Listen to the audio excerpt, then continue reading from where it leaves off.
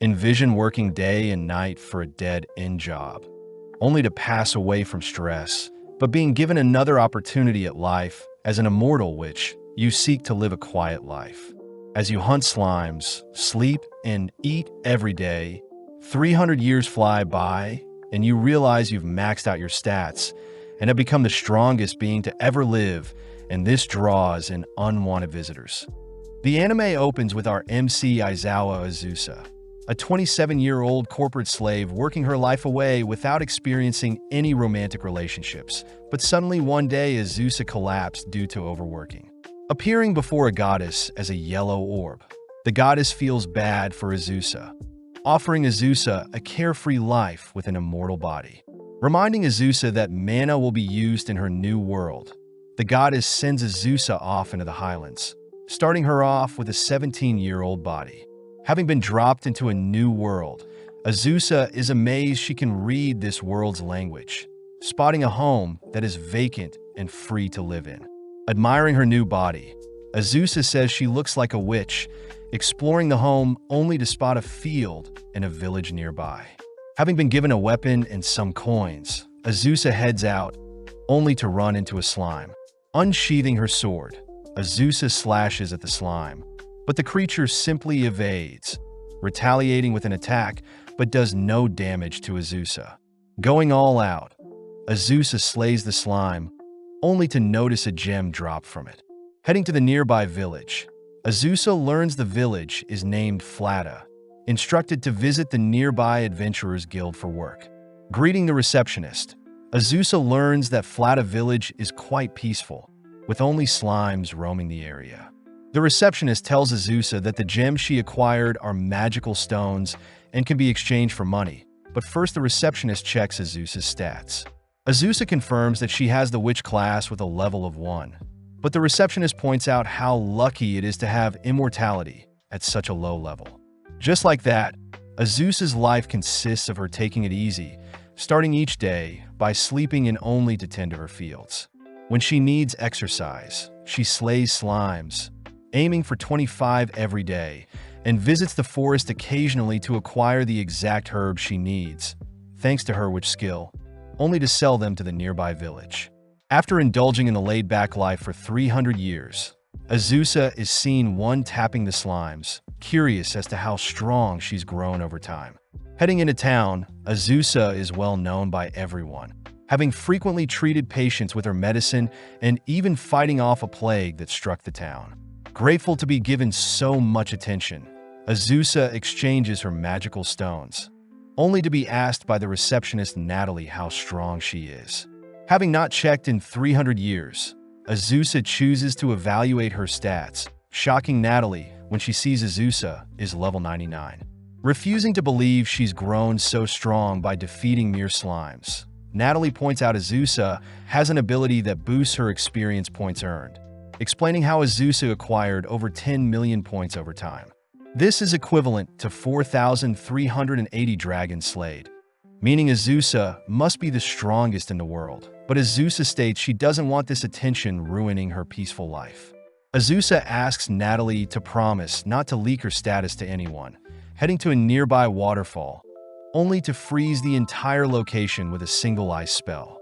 Forced to accept her insane growth, Azusa uses ice and fire magic to freeze and thaw meals, but one day suddenly gets a knock at the door. Spotting 4 adventurers outside, Azusa is petrified to hear them call her the level 99 witch, failing to come up with an excuse to convince them otherwise. With no other choice, Azusa takes the 4 all at once, drawing a circle and asking them to leave quietly once they lose. Seeing the enemy casting a wind spell, Azusa attempts to mimic the spell, but accidentally unleashes a devastating tornado that ends their duel. Rushing to the guild, Azusa asks if Natalie had leaked her true level, learning that Ernst the Adventurer was the one who eavesdropped and leaked their earlier conversation. With word of Azusa's level spreading, Azusa is visited by the most powerful dragon of Nanterre, Laika, who challenges Azusa to a duel. When Azusa refuses, Laika threatens to rampage and destroy everything, forcing Azusa to accept. With Azusa donning her witch clothing, She takes flight to match Laika's wings, prompting Laika to unleash a fiery breath, only to be cancelled out by Azusa's ice magic.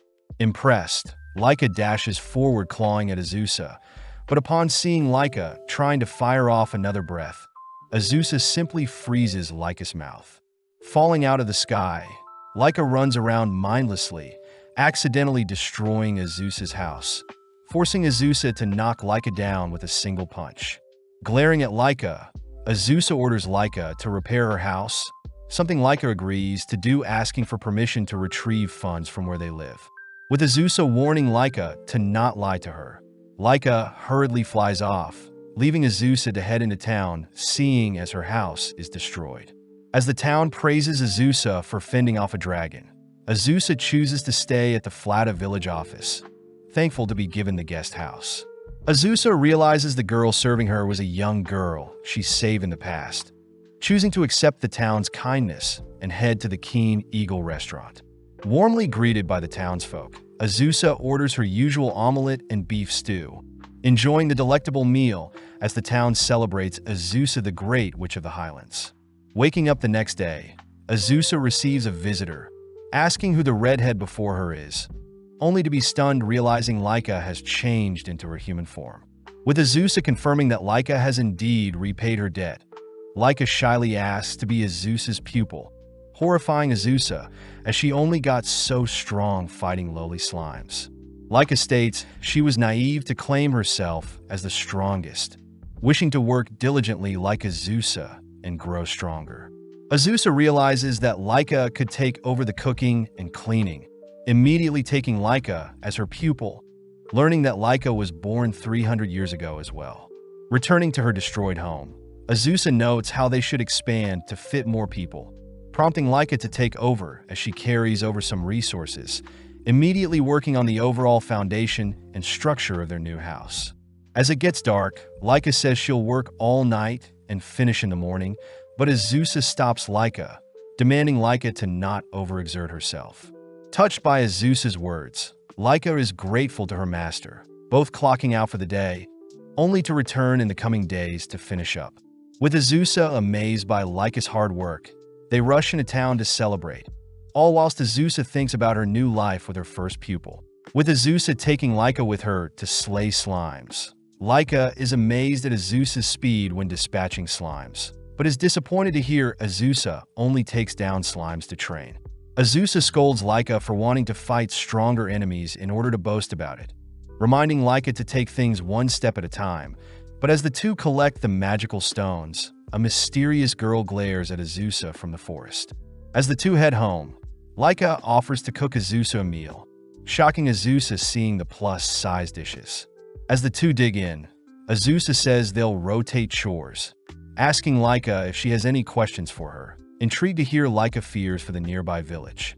Laika says she fears an evil mage or other monsters attacking the village will be more likely, especially since Azusa's mighty status will draw in others across the world, making the village one of Azusa's weak points. Laika suggests that they create their own magic, both heading to a cliff only for Laika to draw up a magic circle for Azusa to use. Positioning herself in the middle of the magic circle, Azusa infuses the circle with her mana, casting a powerful barrier over the nearby village. In an instant, Azusa's spell catches a thief, shocking the townsfolk as they celebrate another heroic feat by Azusa. Azusa also takes the chance to introduce Laika the dragon to the villagers, all welcoming Laika wholeheartedly. As we cut to several days later, where Laika has perfectly picked up Azusa's carefree habits. Sadly, Azusa hears a knock at the door, spotting a small girl claiming Azusa to be her mother. Revealing her name to be Falfa, Falfa mentions that her younger sister had done her research into Azusa, but Laika is more fixated on Azusa's love life. Hearing Falfa mention her sister is hunting Azusa down, Laika invites Falfa in, serving her some cookies only to ask for the name of Falfa's sister. Revealed to be Shalsha, Falfa adds that Shalsha has a grudge against Azusa since Azusa's been slaying her kind. Azusa asks if Falfa is aware of what Shalsha may attack with. Surprised to hear Shalsha is learning Smite evil magic, magic that gets stronger the more specific the target. Laika says it takes decades to master such a spell, confirming that Falfa and Shalsha are both 50 years old, but suddenly Falfa states that Shalsha has appeared. Rushing outside, Azusa makes note of Shalsha's potent aura. Hearing Shalsha declares she'll avenge her own death. Azusa asks to know how she infuriated Shalsha. Shocked to hear that Falfa and Shalsha are made from the souls of the slimes Azusa hunts, making the girls slime spirits. Seeing as Shalsha is dead set on fighting Azusa, Laika suggests Azusa blast the girl away with a tornado, but as Azusa casts her wind magic, Shalsha easily disperses the spell. With everyone shocked, Shalsha reveals her smite evil target is specifically the Witch of the Highlands, making Shalsha the perfect counter to Azusa. Getting serious, Azusa combines a red and blue flame, blasting Shalsha with a newly created black flame, but Azusa's magic bounces off Shalsha's body. Falfa mentions how Shalsha has been saving up her mana to ensure she takes out Azusa, but her magic will run out in an hour. But seeing as Shalsha is only after her, Azusa chooses to flee for her life. Sadly, Shalsha negates Azusa's flight magic, preparing a lethal spell all whilst the others watch. With Azusa accepting her demise, Laika transforms, intercepting Shalsha's attack, declaring that no one will touch her master. As both Shalsha and Laika prepare to battle, Laika rushes Shalsha with her claws, surprised to see Shalsha suddenly faint when Laika nudges her. Having brought Shalsha back to her home, Shalsha awakens, disappointed having to rely on her enemy's kindness. Leaping out of bed, Shalsha prepares to strike Azusa down, but realizes she has run out of mana, cursing herself for being so weak. Azusa points out that at least Shalsha will have a reason to live now that Azusa is still alive, confusing Shalsha as to why Azusa would help them. But Falfa finally speaks up. Falfa asks Shalsha to not be so harsh on Azusa, especially since it's human nature to slay slimes, asking Shalsha instead to leave behind her resentment and live her life. Seeing Shalsh finally give up on her revenge schemes, Azusa asks if the girls would like to live with them, ordering Shalsha to first call her mother as well. Wanting to celebrate their new family members, the gang head out to purchase items, learning along the way that evil slimes exist in the world. The sisters utter that the slimes of Nanterre are dark-colored, whereas the slimes in the Highland are pale, mentioning how evil slimes are light in color. The girls also add that all slimes have a weak point, stabbing at a slime hole only to instantly slay it. Finally heading through town, Azusa runs some errands while showing the sisters around, stopping only to quiz the girls on some landmarks. Seeing Falfa easily remembering the landmarks, Laika asks how Shalsha is doing. Hearing Shalsha point out the old road that led to the Old Kingdom. Heading home, the gang feast on Laika's plus-sized meals, all praising Laika for the delicious meal. Seeing the sisters abstain from eating their celery, Azusa offers to give them cake later, convincing them otherwise. Glancing at Laika, Azusa calls out Laika for skipping over her celery as well, all ending the night with some chiffon cake. With the sisters given a room to share, Laika suggests that they recruit an elf or demon next, but first Azusa chooses to value their family of four as is. With several nights passing, Azusa watches as the sisters indulge in history books, shocked to see the girls studying elven history. Hearing a knock at the door, Azusa is jealous to see a voluptuous shy elf at the door, hearing that the elf is currently on the run. When the elf asks Azusa to save her from the high demon Beelzebub, Azusa rushes to shut her door, but the elf stops her showering Azusa with praise. Inviting the elf inside, the elf introduces herself as Halkara, an elf from the nation of Hrant, and is also an apothecary, someone who deals with medicine. Azusa wonders what Beelzebub wants with her, learning that Halkara is a renowned apothecary, having invented the Nutri Spirit Energy drink using various mushrooms, even making decent profit with the product. Apparently, one day, Beelzebub herself tried out the energy drink, but fell ill, as the energy drink was rumored to be poisonous to demons, and has ever since chosen to hunt down and pay back Halkara for making the concoction. With Halkara begging for Azusa's help, Azusa agrees, giving Halkara the new title of Azusa's second pupil. But first they need to find more fitting clothes for Halkara.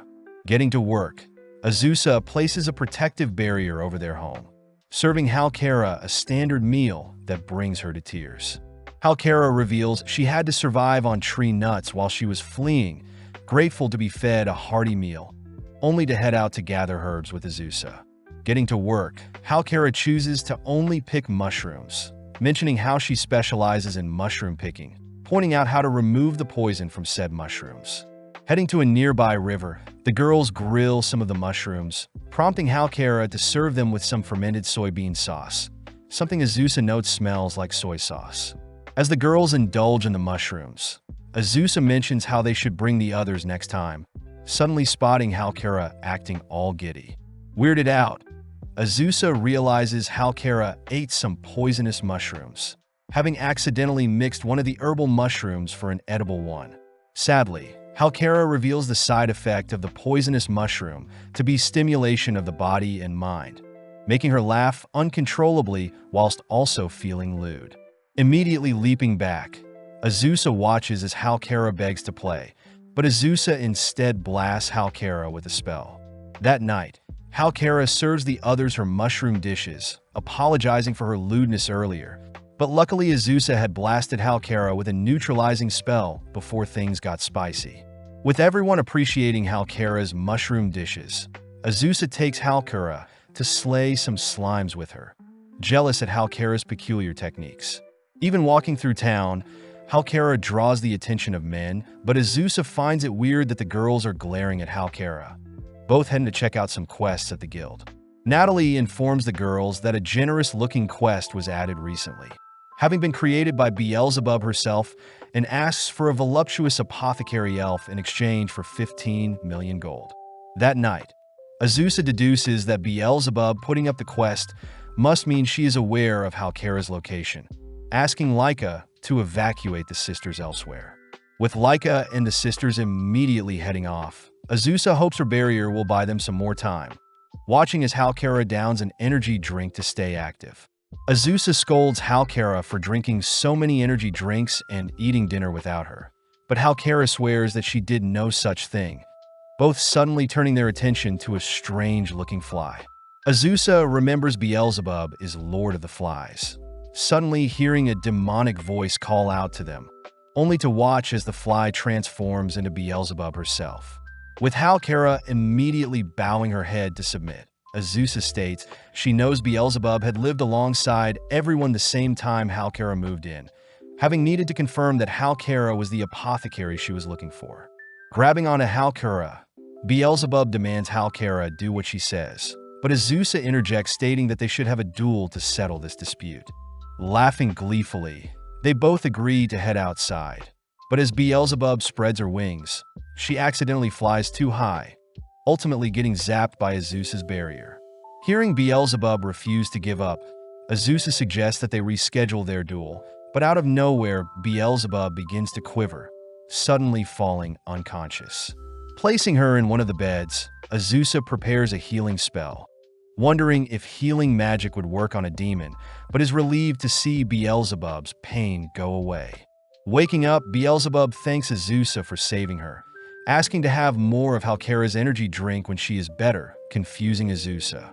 Beelzebub reveals that Halkara's energy drink helped her pull an all-nighter, and it was ultimately her stress that caused her fever, not the drink itself.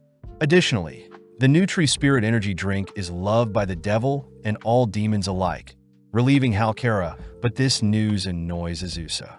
The next morning, Halkara explains everything to the others, revealing that she will continue production of her drink in their current province. Hearing that Halkara wants to remain as Azusa's pupil, Azusa has no problem suddenly hearing Beelzebub asking for a rematch when the time comes. Beelzebub says she'll teach Azusa how to summon her, but first teaches the sisters some history on demon society, only to become flustered hearing the sisters asking about Beelzebub's love life. Seeing her family grow, Azusa can't help but feel at home, only to receive some bad news from Laika the next day. Flashing back, we see a younger Laika spending time with a redhead, waking up before she can remember anything else. Following Azusa, she's sad to report she had no love life, disappointing Halkara as she personally deems herself a youthful teen, being only 200 years old. As for Falfa and Shalsha, they both admit that they love Azusa, all sitting down for the breakfast Laika prepared for them. Before they dig in, Laika announces that she'll be returning to her hometown, worrying everyone as they ask to know why. Before Azusa can jump to conclusions, Laika states that she'll be attending her older sister's wedding, inviting everyone to come along. Gladly accepting, they all set off towards Mount Rocco, Laika's hometown. Seeing Halkara being airsick, they make a pit stop near a river, only to continue their journey only to stop near a volcano. Having arrived at the first venue, the gang are amazed to see a gathering of red dragons. But suddenly, some acquaintances greet Laika, girls that Laika used to go to an all-girls school with. Heading to meet Laika's parents, Halkara accidentally gets mistaken for food, fighting for her life to survive. Reuniting with their daughter, Laika's parents thank Azusa for taking her in, introducing everyone to Layla, Laika's older sister.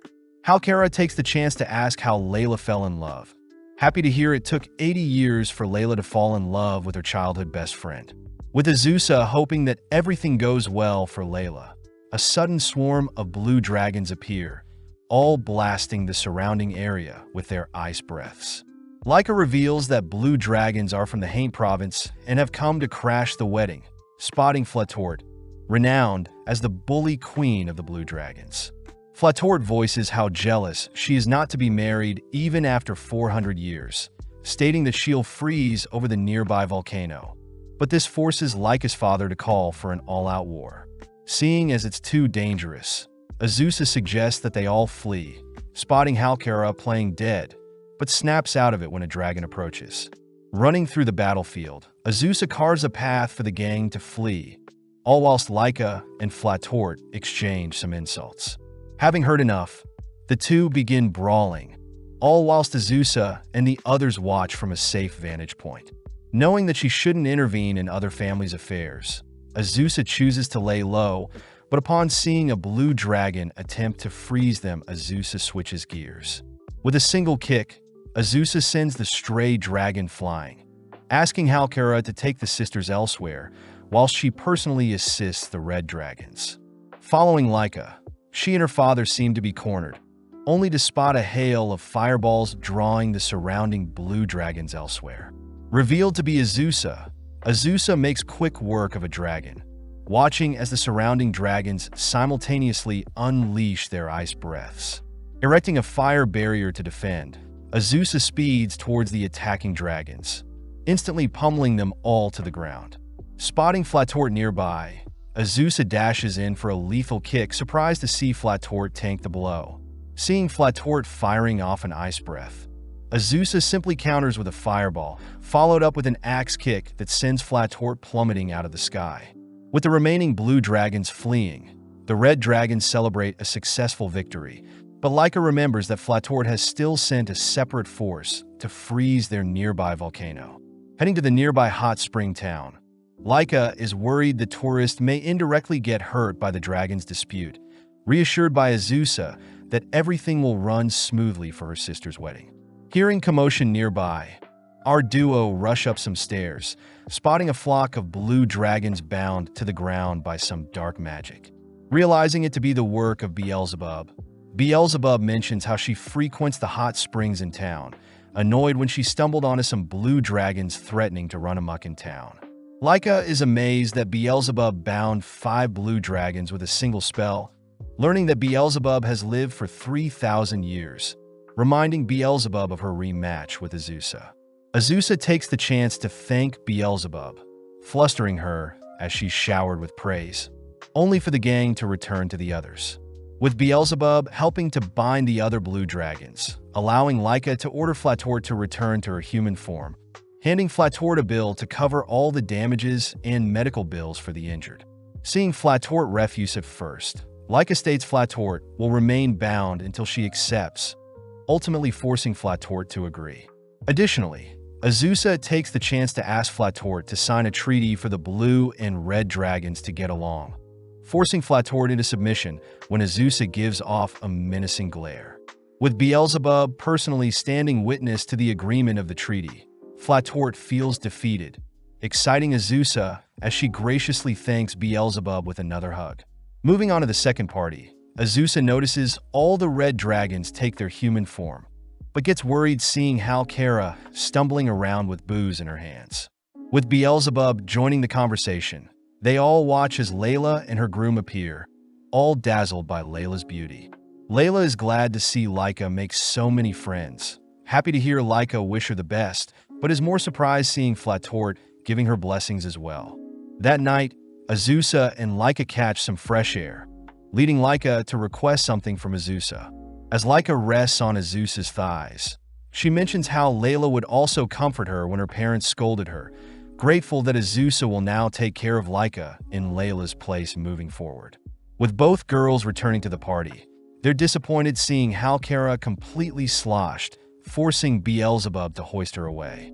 Seeing Azusa has returned, Beelzebub suggests they all indulge in the hot spring, cutting to later that night where the girls all decompress.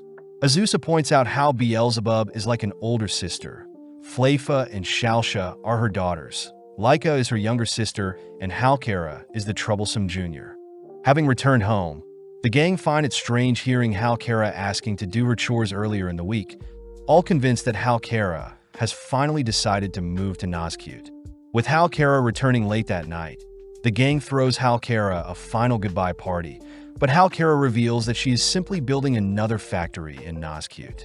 With days passing, the gang notices Halkara always leaving bright and early only to come home late, something Azusa orders Halkara to avoid, but Halkara can't help it. Apparently, a ghost had appeared near her factory, and her factory is low on workers, creatures known as bound or separated spirits.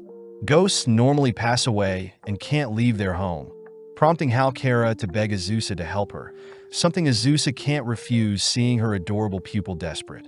The next day, Azusa makes use of a summoning circle, accidentally summoning Beelzebub into the bathtub instead of the summoning circle. When Beelzebub is asked to help out with removing the ghost, the sisters charm Beelzebub into agreeing, all waiting until night only to head to the town of Nazcute. At first glance, Halkara's factory is quite creepy, especially with the weird cat statue she placed outside. Nonetheless, Beelzebub takes the lead, allowing Azusa to hold her hand, followed by Halkara tagging along. With our trio heading to the most common room of the ghost sighting, Beelzebub gets annoyed seeing how cowardly Azusa and Halkara are, ordering the ghost hiding to show herself. As Beelzebub threatens to incinerate the entire factory if the ghost refuses to appear, Beelzebub spots a chair moving, rushing over to apprehend the ghost. Turning on the lights, the girls greet Rosalie, the ghost of a girl who took her own life. Rosalie revealed that when she was alive, she was a noble, kind, and polite person, but after being sold off by her parents, Rosalie gave up on life and ultimately became a ghost. Azusa asks what Rosalie plans to do with the rest of her life, annoying Beelzebub when Rosalie says she doesn't know. Instead, Beelzebub offers to erase Rosalie from their world. Rosalie quickly begs for her life, stating that she won't bother Halkara and her duties, but Rosalie points out she is unable to leave the factory. Beelzebub points out that Rosalie will be able to bypass any restrictions if she possesses a human and uses them as a vessel, but the human must be weak and easy to control.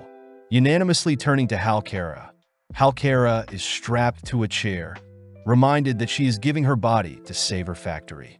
Giving it a go, Rosalie enters Halkara's body, amazed that the possession worked, but is more fixated on Halkara's assets. Azusa suggests that they move Rosalie to their home, wanting to give Rosalie the life she never got when she was alive, a remark that makes Rosalie cry, swearing to be Azusa's sister for life. Introducing Rosalie to everyone else, Beelzebub chooses to head to sleep first, leaving Rosalie to show everyone what she can do. Sadly, Rosalie fails to leave Halkara's body, something Beelzebub believes is due to Rosalie and Halkara's perfect compatibility. Beelzebub points out that Halkara will lose her body if Rosalie spends too long in her, and sadly Rosalie can't take her life since it would mean Halkara will pass as well. Brainstorming some ideas, the girls first try shaking Rosalie out, failing only to try and knock Rosalie out, but when that doesn't work, the gang tries scaring Rosalie out. Up in the sky, Laika flies Rosalie up very high, trying to scare Rosalie out, but she fails to separate from Halkera's body. Next, Laika flips upside down, dumping Rosalie to fall to her doom, but catches her before she hits the ground. Trying various tactics, the gang tries scaring Rosalie with demonic summons, tying and sending her down a river, and even getting a priest to try and separate them, but ultimately no luck.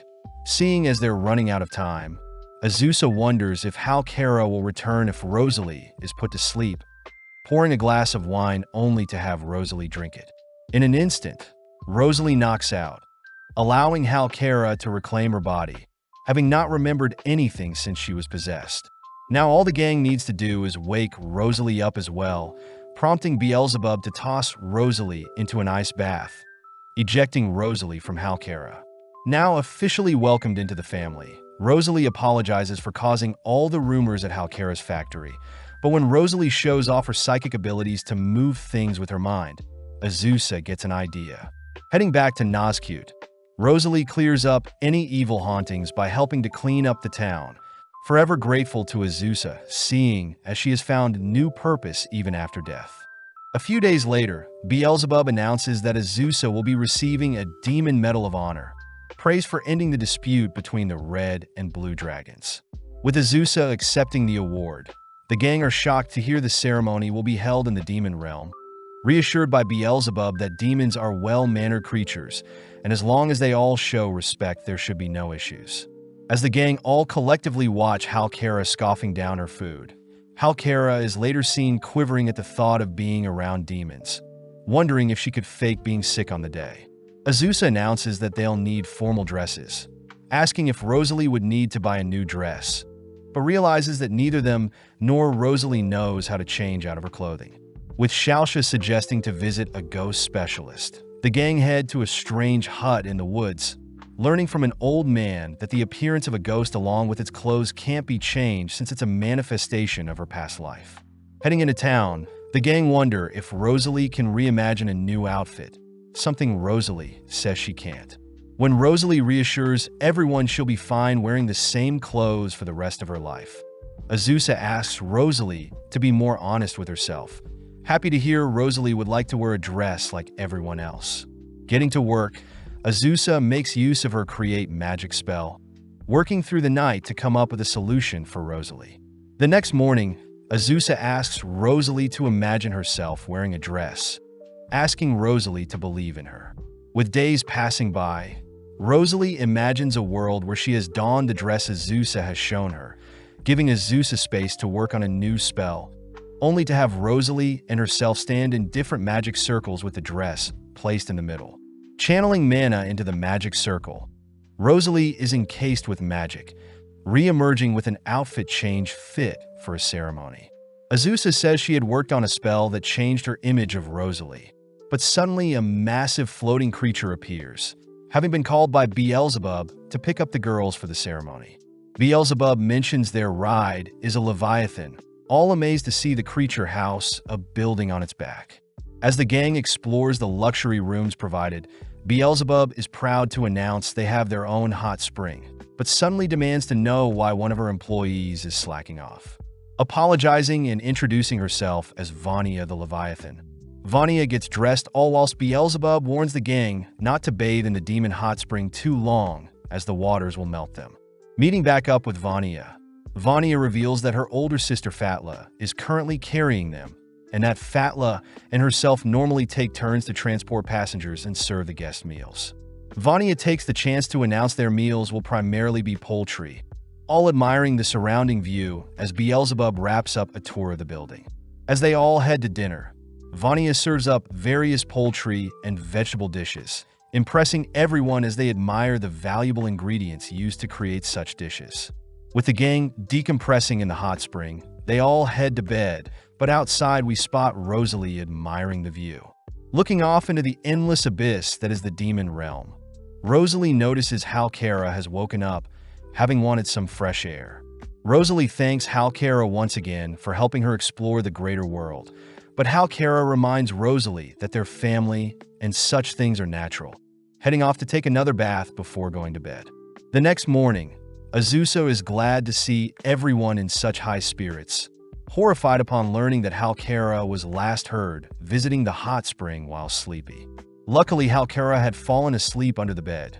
Cutting to later that morning, where Beelzebub introduces everyone to the royal capital of Vanzeld, mentioning how the gang will first meet the Demon King before the ceremony. Scared stiff, Azusa double-checks she wasn't hearing things, horrified upon confirming that they're heading to meet the Demon King now. Landing in the city of Vanzeld, the gang are escorted by carriage, spotting all types of demons that resemble both humans and animals. Arriving at Vanzeld Castle, Azusa finds an excuse to avoid meeting the Demon King, but Beelzebub reminds everyone that the Demon King wants to personally meet them. Upon entering the castle, the gang spot a maze-like structure, learning that the maze is meant to trick attackers or intruders, but luckily Beelzebub has no issues escorting everyone through the maze. Now in front of the throne room, Beelzebub reassures everyone that the Demon King is quite easygoing, opening a pair of massive doors, only to lay eyes on the jaw-dropping throne room. Before the gang can reach the center of the room, a small demon girl excitedly greets everyone, first shaking Azusa's hand only to move on to Halkara. Having accidentally squeezed too tight, the demon girl heals Halkara, but Halkara asks that the demon girl leave them alone, fearing that the Demon King is waiting for them. Leica points out how the throne is currently vacant, all hearing as Beelzebub announces that the Demon King is standing right in front of them, revealed to be the demon girl, Demon King Provapicaralies. Immediately bowing her head, Halkara apologizes for being so rude, relieved to hear Pakara won't take anything to heart. Rushing to raise her head, Halkara accidentally knocks out Pakara with the head, but prompting the demon's guards to surround the girls as Halkara is ultimately imprisoned, set to be executed, and her village may be offered as collateral. With the gang locked up as well, they quiver learning that they may be punished as well, but Azusa remembers Beelzebub suggesting that the gang wake up Pakara as only the Demon King can overturn sentences. Creating a plan, Azusa first gathers some hot water and tea set. Next, Azusa has Rosalie scout their surroundings, confirming that a garden is nearby that may house the plants Azusa is looking for. Having Leica transform into a cuter-looking dragon form, Leica is sent out to retrieve several plants, allowing Azusa to create an analeptic drink that will wake Pakora up.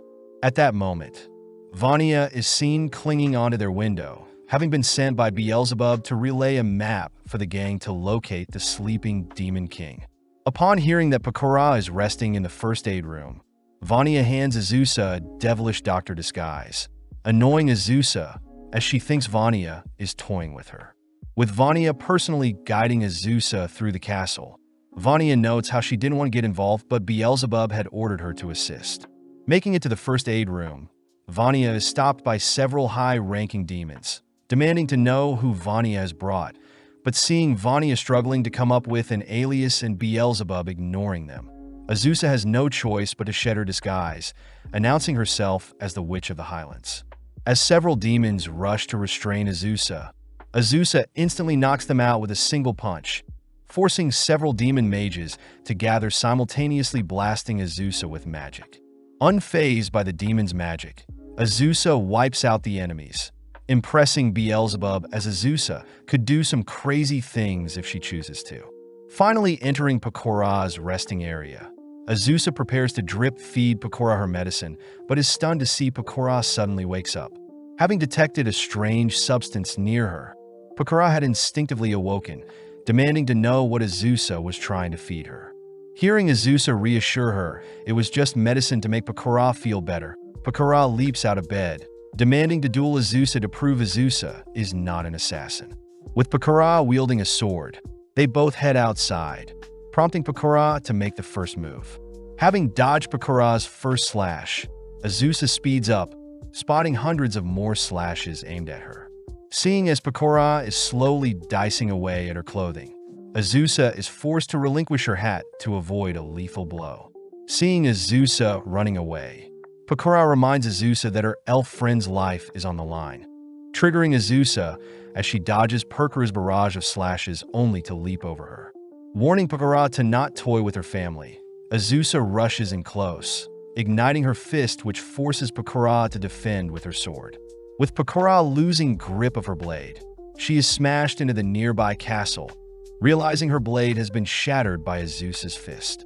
Cornering Pokora, Azusa declares that she has won, forcing Pokora to agree to spare Halkara.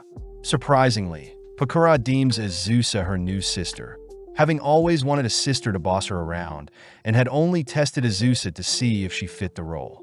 Weirded out, Azusa chooses to dominate Pokora, ordering Pokora to release Halkara at once. Listening to Azusa, Pokora officially rids Halkara of any crimes, impressing Beelzebub as Pokora has taken a liking to Azusa. Sitting down for some tea, Azusa is forced to listen to Pokora recount dreams of one day serving someone, annoyed that Beelzebub refused to talk down to her. Pokora takes the chance to ask Azusa to give her a kiss, wanting to recreate a love scene between a tale of two sisters sharing their affection. But Azusa states she can hug Pokora at most. Choosing to beg, Pokora ultimately convinces Azusa to kiss her cheeks. But when Azusa performs the kiss, the others suddenly stumble into the room, accusing Azusa of fiending over girls. Pissed, Pokora orders the execution of Azusa's party for ruining the mood. But the sisters take the chance to ask for a kiss of their own, prompting the sisters to kiss Azusa in return. Seeing Azusa hugging everyone, Pokora concedes, clasping onto Azusa, only to reveal the ceremony tomorrow has a surprise for them. The next day, various prestigious demons gather for the ceremony, amazing the girls as they dress to impress. Kicking off the ceremony, Pokora starts by announcing the recipients of the demon medals, ultimately landing on Azusa as Azusa is given a medal in the peace category. Surprisingly, Pokora calls Laika to the stage as well as Flatort, awarding all 3 demon medals only to force Flatort to promise to never break their treaty. Seeing as demons are multiracial and prestigious, Pokora asks Azusa to stroke Flatort's horns. Seeing Flatort agitated, Azusa learns that blue dragons only allow their masters to touch their horn, but seeing as it is to hold up their peace, Flatort gives in. Kneeling down, Flatort feels ashamed to allow Azusa to touch her horn, declaring that she has now submitted to Azusa herself. That evening, the gang ride back on the Leviathan, noticing that Fatla is now serving them. Azusa does wonder why Flatort is riding home with them, learning that since she is now Flatort's master, Flatort must accompany Azusa wherever she goes. As Fatla returns with some drinks, she accidentally trips, forcing Flatort to intercept, getting doused in order to protect Azusa. Heading to clean off, Azusa hears that the blue dragons normally serve dragon knights, swearing complete loyalty to their masters. Seeing Flatort so lifeless, Azusa orders Flatort to live for herself, stating that Flatort is finally free from her ancestry. Heading outside, Flatort asks Azusa to spoil her with some head pats, annoying Laika as she drags Flatort away from Azusa. As Laika and Flatort fight, the others listen in on their bickering, all whilst Azusa thinks about how they have a new family member. On a bright and sunny day, Azusa enjoys the peaceful atmosphere, only to hear Laika and Flatort fighting downstairs. Heading downstairs, Azusa demands to know what all the commotion is about, learning that the girls had simply been arguing over whose cookies were better. Rosalie explains that since the girls swore to never fight physically, they choose to face off with their cooking, leaving Azusa to decide the victor. Upon tasting both of their dishes, Azusa states both are equally as good, but off to the side, the other girls suspect that dragon girls get quite angry after not eating fresh meat in a while. At that moment, Natalie visits, mentioning how there is an overabundance of longhammer boars roaming the Nika forest, showing them a quest involving said boars that normal adventurers can't accept. At first, Azusa refuses since she doesn't need any more money, but Natalie mentions how boars aren't monsters and are instead animals that can be harvested for meat.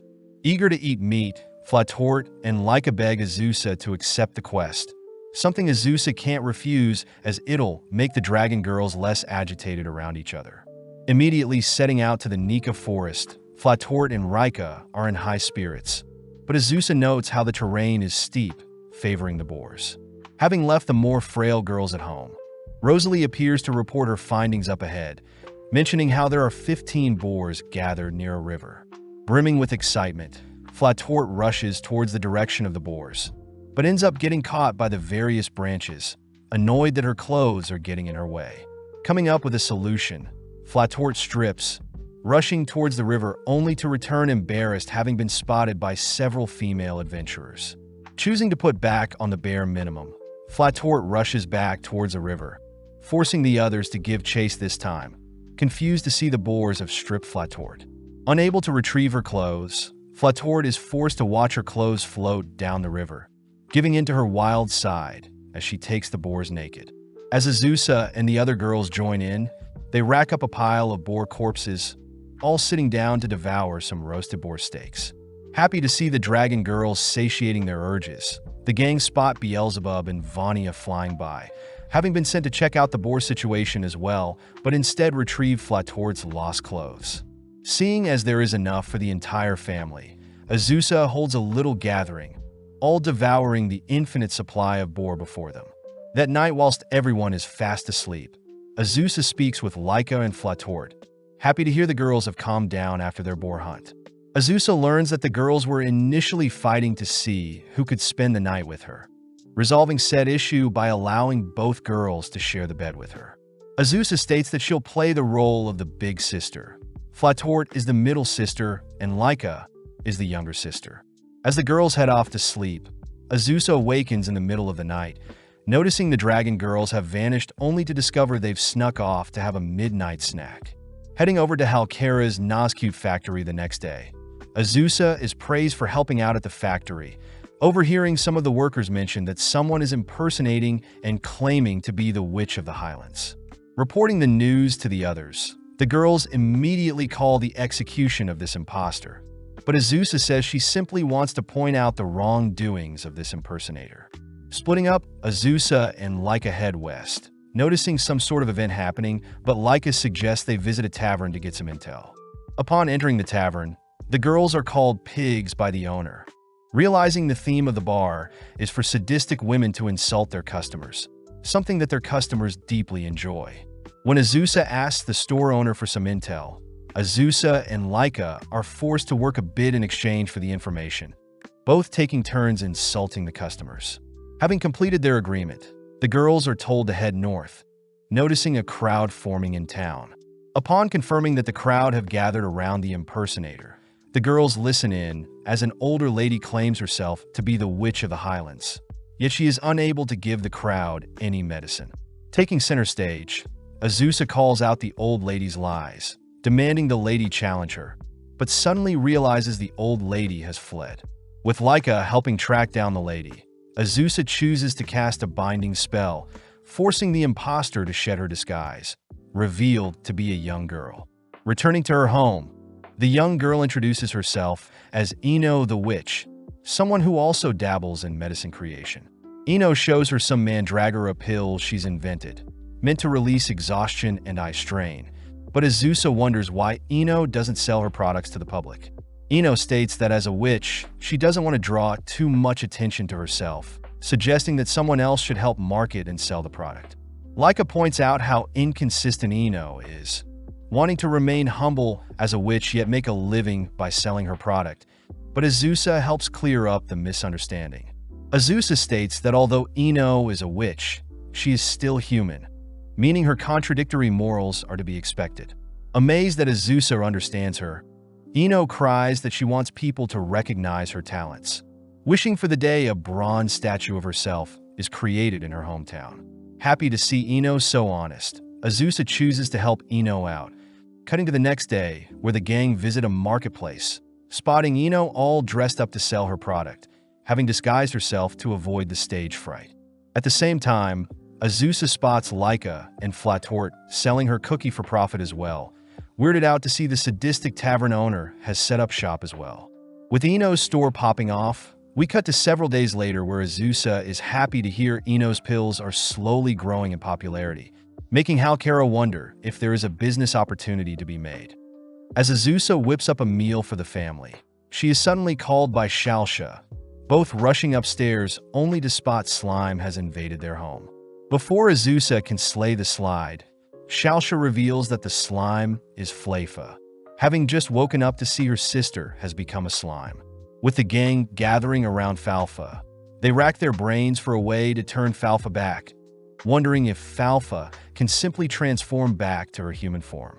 Sadly, Xiaoxia says slime spirits can do no such thing, making Azusa wonder if she'll need to create a spell to solve this rare scenario. Summoning Beelzebub once again, Beelzebub is heartbroken to learn Falfa has become a slime, revealing that Azusa should consult the intelligent slime that resides in the Demon Castle. With Laika helping escort the gang to the Demon Castle, Beelzebub leads them deeper underground to where the intelligent slime is, embarrassed to admit that she had forgotten how to navigate the maze-like castle. Having made it back to the surface, the gang are greeted by Pokora, asking for a kiss from Azusa, only to point the gang to a nearby shed where Beelzebub unearths a hidden passage, ultimately making it to the intelligent slime's lair. Seeing a board filled with words hung up on the wall, they learn the slimes use it to communicate, prompting Beelzebub to ask if the intelligent slime knows how to revert Falfa back to her human form. The intelligent slime states that the gang should visit the tallest mountain in the Timuriana province, where a magician slime will help with their problem. But seeing as it's getting late, Azusa says they'll resume searching tomorrow, giving the intelligent slime the nickname of Intelli. Returning home, Azusa helps feed Falfa some vegetables, relaxing with a warm bath only to head to the designated location the next day. Upon knocking on the home of the magician slime, Azusa is greeted by a young girl. Surprised to hear the magician slime is the girl, having used transformation magic to take the form of a human. Heading inside, Azusa gives the magician slime the nickname of Meiji, asking for help with Falfa's issue. Borrowing Falfa, Meiji stuffs her face into Falfa's body, figuring out that Falfa had turned into a slime due to her damaging a muscle when sleeping, suggesting the gang visit Fighter Slime, as transformation magic will only temporarily solve the issue. Meiji points the gang towards the southern town of Kelni, learning that Fighty the fighting slime is obsessed with growing stronger, having entered a fighting tournament, prompting Azusa to suggest she join and force Fighty to help them. The next day, the gang visit Kelni, surprised to see lots of buff men are lining up to participate in the tournament, even spotting Beelzebub disguised as to not draw too much attention. With both girls entering the tournament, both Azusa and Beelzebub easily progress to the semi-finals, but when Azusa gets pumped to face Fighty in the finals, Azusa spots Beelzebub defeating Fighty in the semi-finals, losing all motivation to continue participating. With only Azusa and Beelzebub's match left, Azusa is happy to see Fighty help restore Falfa to her human form, promising to win as to not let her family down. Seeing as it's the perfect stage for their rematch, both girls get serious, exciting Beelzebub as she rushes forward with a sneak attack. Reading her movements, Azusa attempts to counter, watching as Beelzebub spreads her wings to fly and evade, surprising onlookers as they fail to realize Beelzebub is a demon. Azusa asks that Beelzebub attack her face-on. Shocked to hear Beelzebub is aware of several weak points on Azusa, but seeing Beelzebub still hesitant to attack, Azusa is forced to taunt Beelzebub. Angry, Beelzebub dives head first at Azusa, but as the smoke clears, it's revealed that Azusa had stopped the attack by grasping onto Beelzebub's cheeks. Now on even footing, Azusa dashes in close for a punch, blocked by Beelzebub, who retaliates with a flurry of attacks.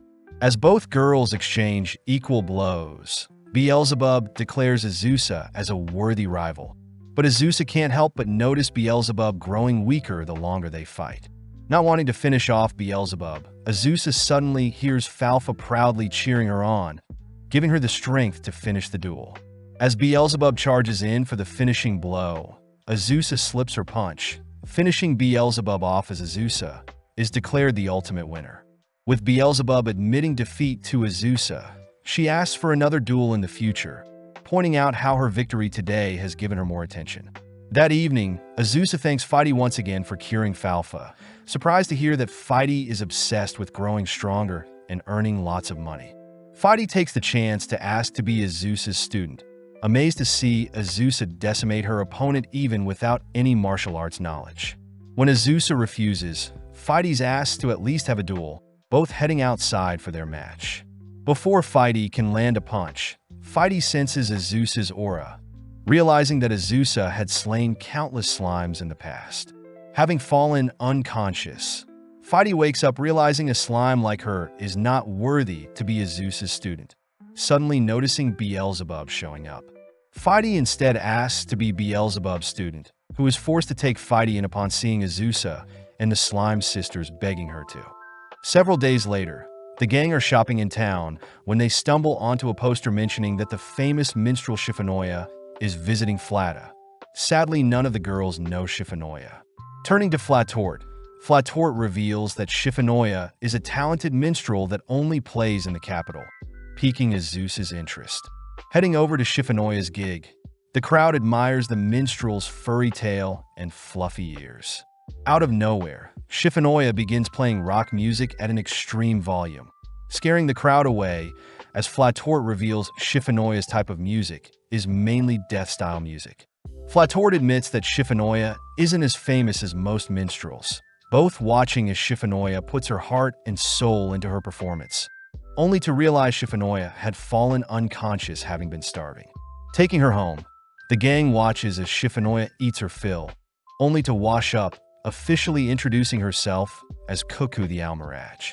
The girls are surprised by Cuckoo's natural beauty, saddened to hear that Cuckoo's minstrel job doesn't pay the bills, having moved out of her hometown 63 years ago to pursue her musical passion. Sadly, Cuckoo's passion didn't translate over to her career, making Azusa offer Cuckoo to stay in their home for a while, surprised to hear Cuckoo plans to give up on her music career. Instead, Cuckoo shows off several job offers for waitresses, knowing that she'll be able to make a living if she follows what's best for her. But Azusa asks if Cuckoo has truly given up on her passion. Cuckoo corrects Azusa, stating that she will forever love music, something Azusa is glad to hear. Azusa points out that Cuckoo should double down and reconsider her future while she stays with them, reassuring Cuckoo that she doesn't need to pay any rent, but Cuckoo offers to play for them. Upon hearing her death rock persona, Cuckoo stresses out the girls as they can't bear Cuckoo's music, forcing Azusa and Flatort to have a meeting with Cuckoo. Flatort begins ridiculing Cuckoo's choice of music, annoyed that Cuckoo is too stubborn to try different genres of music and instead offers to show Cuckoo something. Surprisingly, Flatort flawlessly plays the guitar while singing, earning herself a round of applause as Azusa suggests that Cuckoo brainstorm some song lyrics with the others. Holding a mini talent show, Azusa has the girls offer up some lyrics, starting with Laika, who is rejected due to her serious tone. Next is Halkara, who focuses solely on advertising her products. Then it's the Slime Sisters, who show off an adorable-sounding song, only for Rosalie to wrap up the show with a gloomy and depressing song. Having been inspired, Cuckoo agrees to shed her old persona of Shifunoya, spending more time with the girls as she brainstorms a completely new style. With it already being several days, Cuckoo decides to head out, reminded by Flatort that she needs to stay consistent and persevere to make up for her lack of musical talent. At that moment, Beelzebub appears, asking to drink with everyone since it's her day off, giving Cuckoo the perfect chance to show everyone what she's been working on. Running through her songs, Beelzebub is amazed, officially inviting Cuckoo to Vanzeld's Music Festival, where Cuckoo will be performing for 20,000 people. With the gang flown over to the Demon Castle by Fatla, Cuckoo makes preparations for the festival, all whilst the girls explore the town. Returning that evening, Azusa spots Cuckoo more demoralized than ever, especially after seeing the venue size. Speaking up, Flatort reassures Cuckoo she'll be fine, inspiring Cuckoo to give it her all. That night, the gang stand amongst the crowd as Cuckoo takes center stage. Nervous at first, but upon seeing the girls cheering her on, Cuckoo eases up. In mere moments, Cuckoo's music captivates the crowd, all hypnotized by Cuckoo's catchy lyrics. Throwing Cuckoo an after-party to celebrate her growth as a human, Cuckoo is unable to express her gratitude, hearing from Beelzebub that she has already received hundreds of requests to play in the capital. Before the night wraps up, Flatort expresses how she feels about Cuckoo's perseverance as an artist through her own death punk song, bringing Cuckoo to tears as she considers Flatort her master for life. Seeing as it's a perfect day, Halkara heads out to farm some mushrooms, throwing a barbecue to cheer everyone up.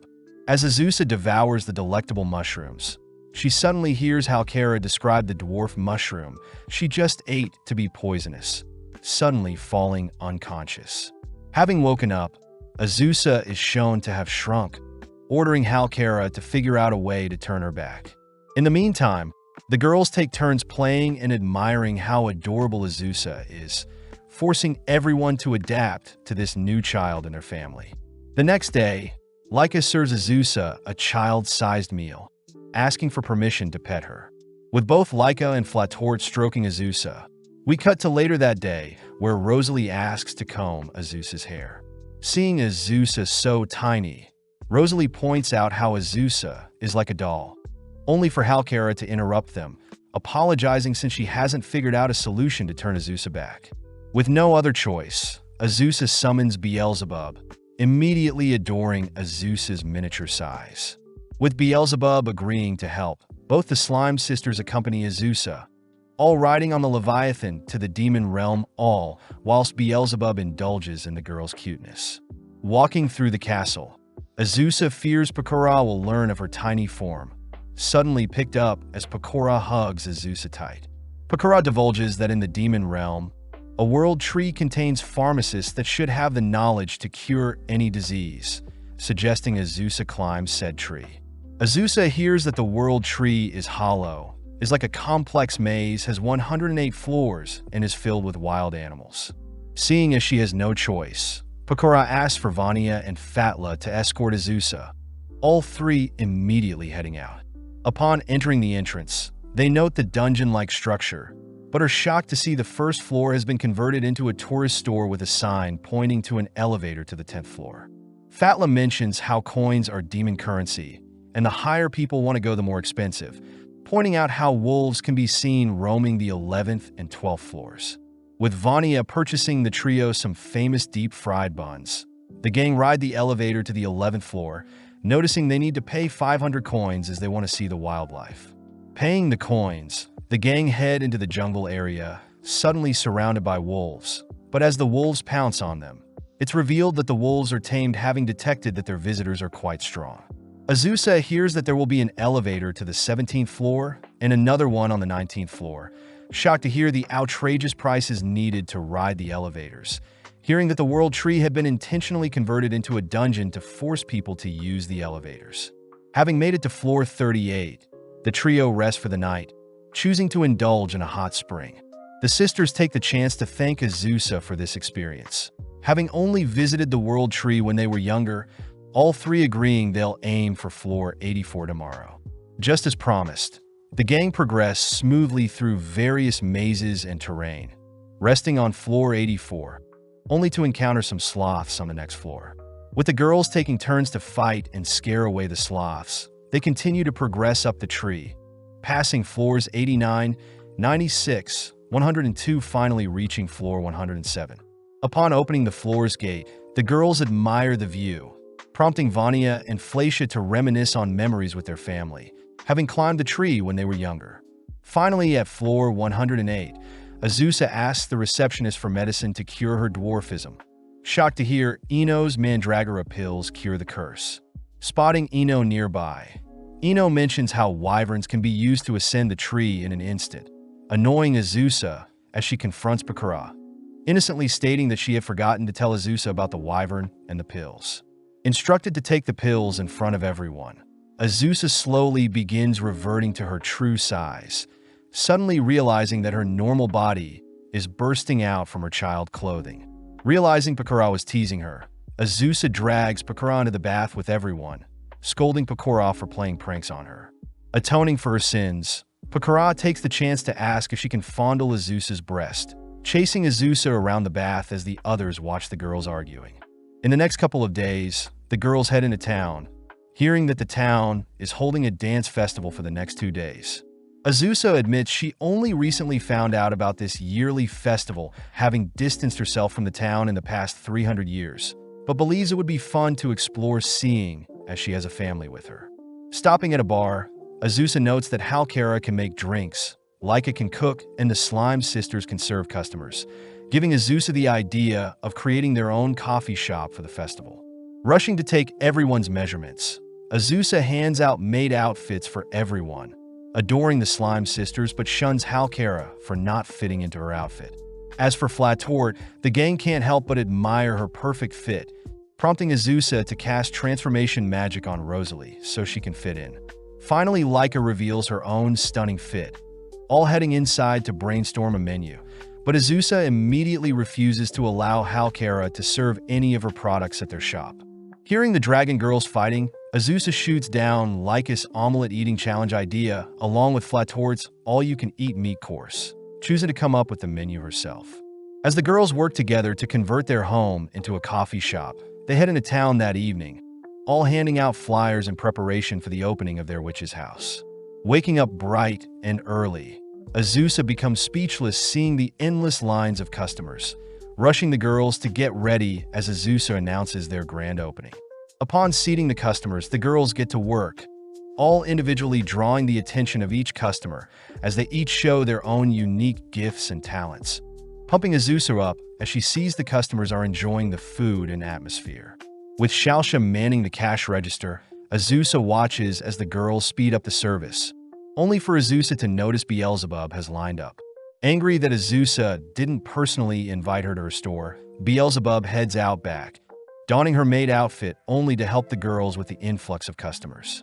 With Azusa checking in on the cooks, she's glad to see Beelzebub working so well with the others, heading to check on the customers only to realize Pakura has also joined in and is helping with serving.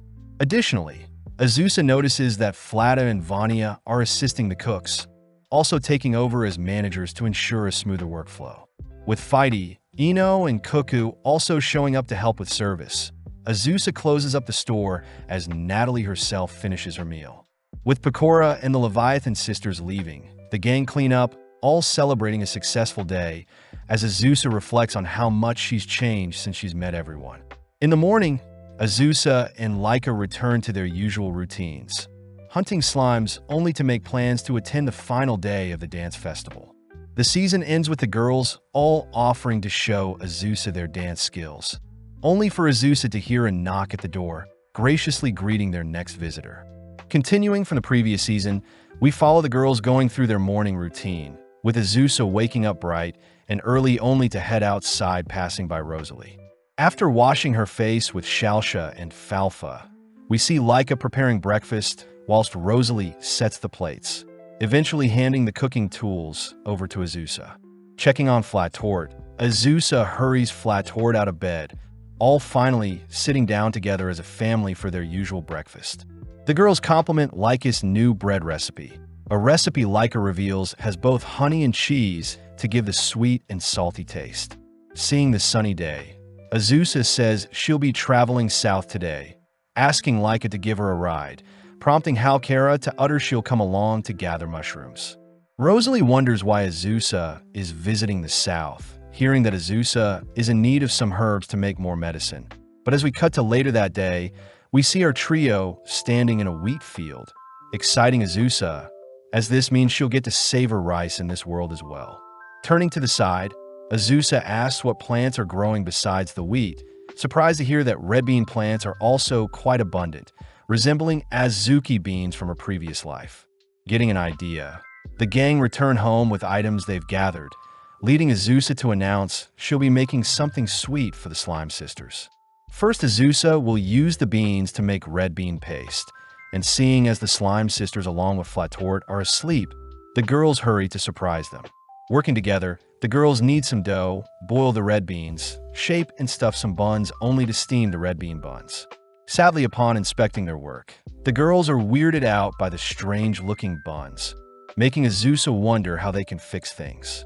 After a second attempt, the girls realize their buns are too dry, all surprised to see Flator has awoken and is advising the girls to add more moisture to the buns.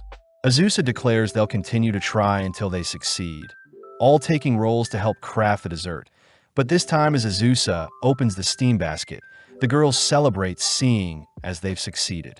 Right on cue, the smell from the buns draws in the Slime Sisters, prompting Azusa to tell the girls that the buns are called manju and have a sweet surprise inside of them.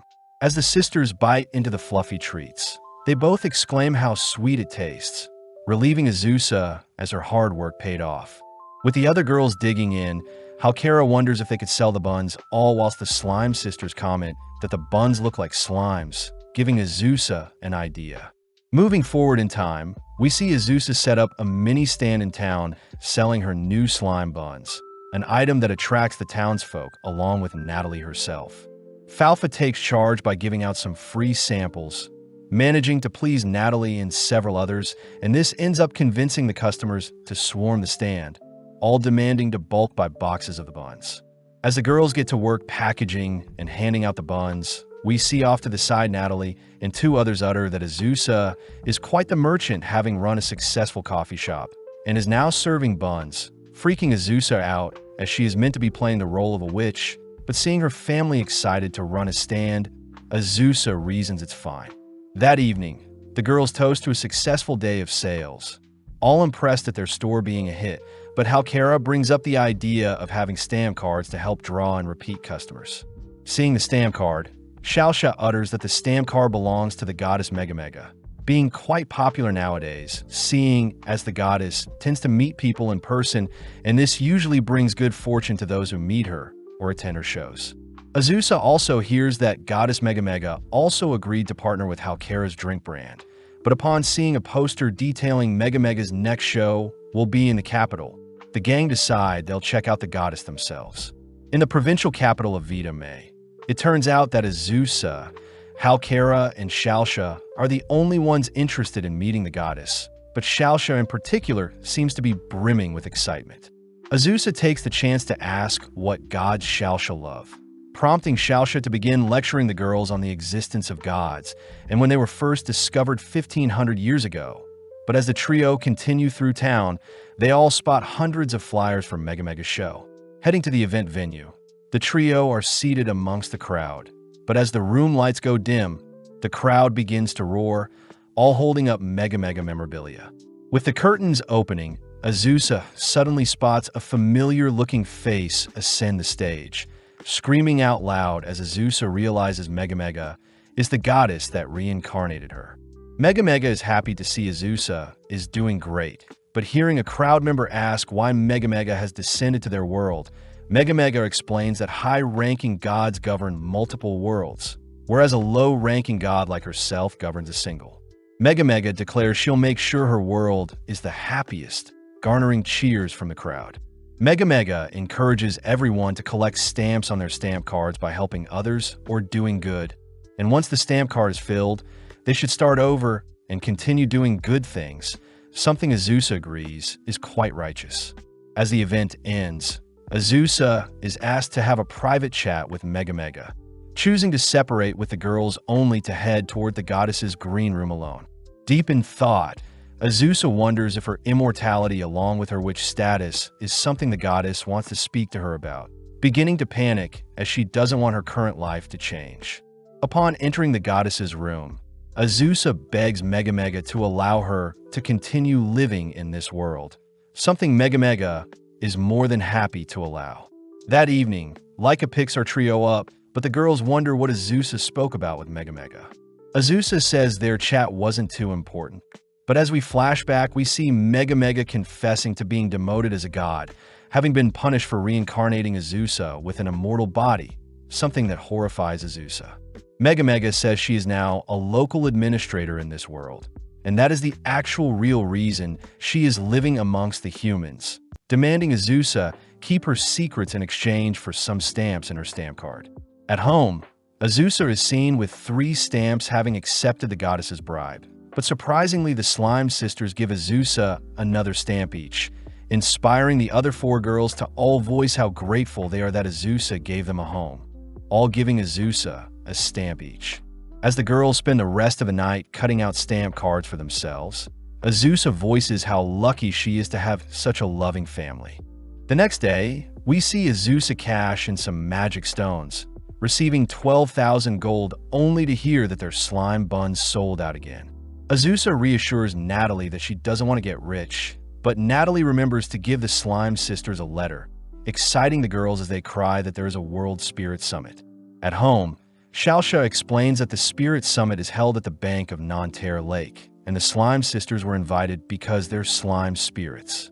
Azusa is worried about sending the slime girls alone to the summit, but luckily the letter permits guardians to tag along, cutting to several days later where we see Azusa and the slime girls heading to the event by carriage. Azusa finds it adorable that Xiaoxia had stayed up all night excited about the event, but Azusa hears that the girls had packed heavy bags in preparation for meeting other spirits. With the carriage driver taking a break, we see Azusa unveiling a basket full of sandwiches, handing them out only for the sisters to indulge in the delectable fluffy egg sandwiches. Continuing along their route, the girls pass through a forest only to emerge onto Nanterre Lake, where they are speechless at the gorgeous scenery. Apparently, the lake was formed a millennium ago, where rain filled up a hole created from blue dragons fighting. But seeing as the summit starts at night, the trio decide to rest for now. At night, the lake suddenly begins to glow, waking up the girls, but out of nowhere, various spirits flood the scene, shocking the girls. Immediately getting to work, Falfa rushes to introduce herself to the spirits, but Xiaoxia herself is quite shy, asking Azusa if she could accompany her. Heading over to 3 spirits, Xiaoxia shyly offers up some slime buns in exchange for friendship, explaining the reason for her heavy bag, but the spirits gladly accept, introducing themselves as a waterfall spirit, a volcanic ash spirit, and a cloud spirit. Seeing as things are going well, Azusa takes the chance to introduce herself as Xiaoxia's guardian, but the spirits jolt in horror, seeing as the Witch of the Highlands is basically a god compared to them. Azusa cries that she isn't a scary person, but Azusa soon realizes the 3 spirits love to gossip and share rumors they've heard, especially regarding undying entities that reek in the south. As the spirits continue to chat, Azusa wonders when the event will begin, but out of nowhere the spirits bid farewell, all suddenly disappearing. From the lake, a lady appears, declaring that the summit has concluded and that the whole event is to encourage spirits to chat with one another. Falfa says she loved the event, but Xiaoxia wished there were more things to do, but the lady admits the original summit had to be changed and shortened, seeing as most spirits weren't interested.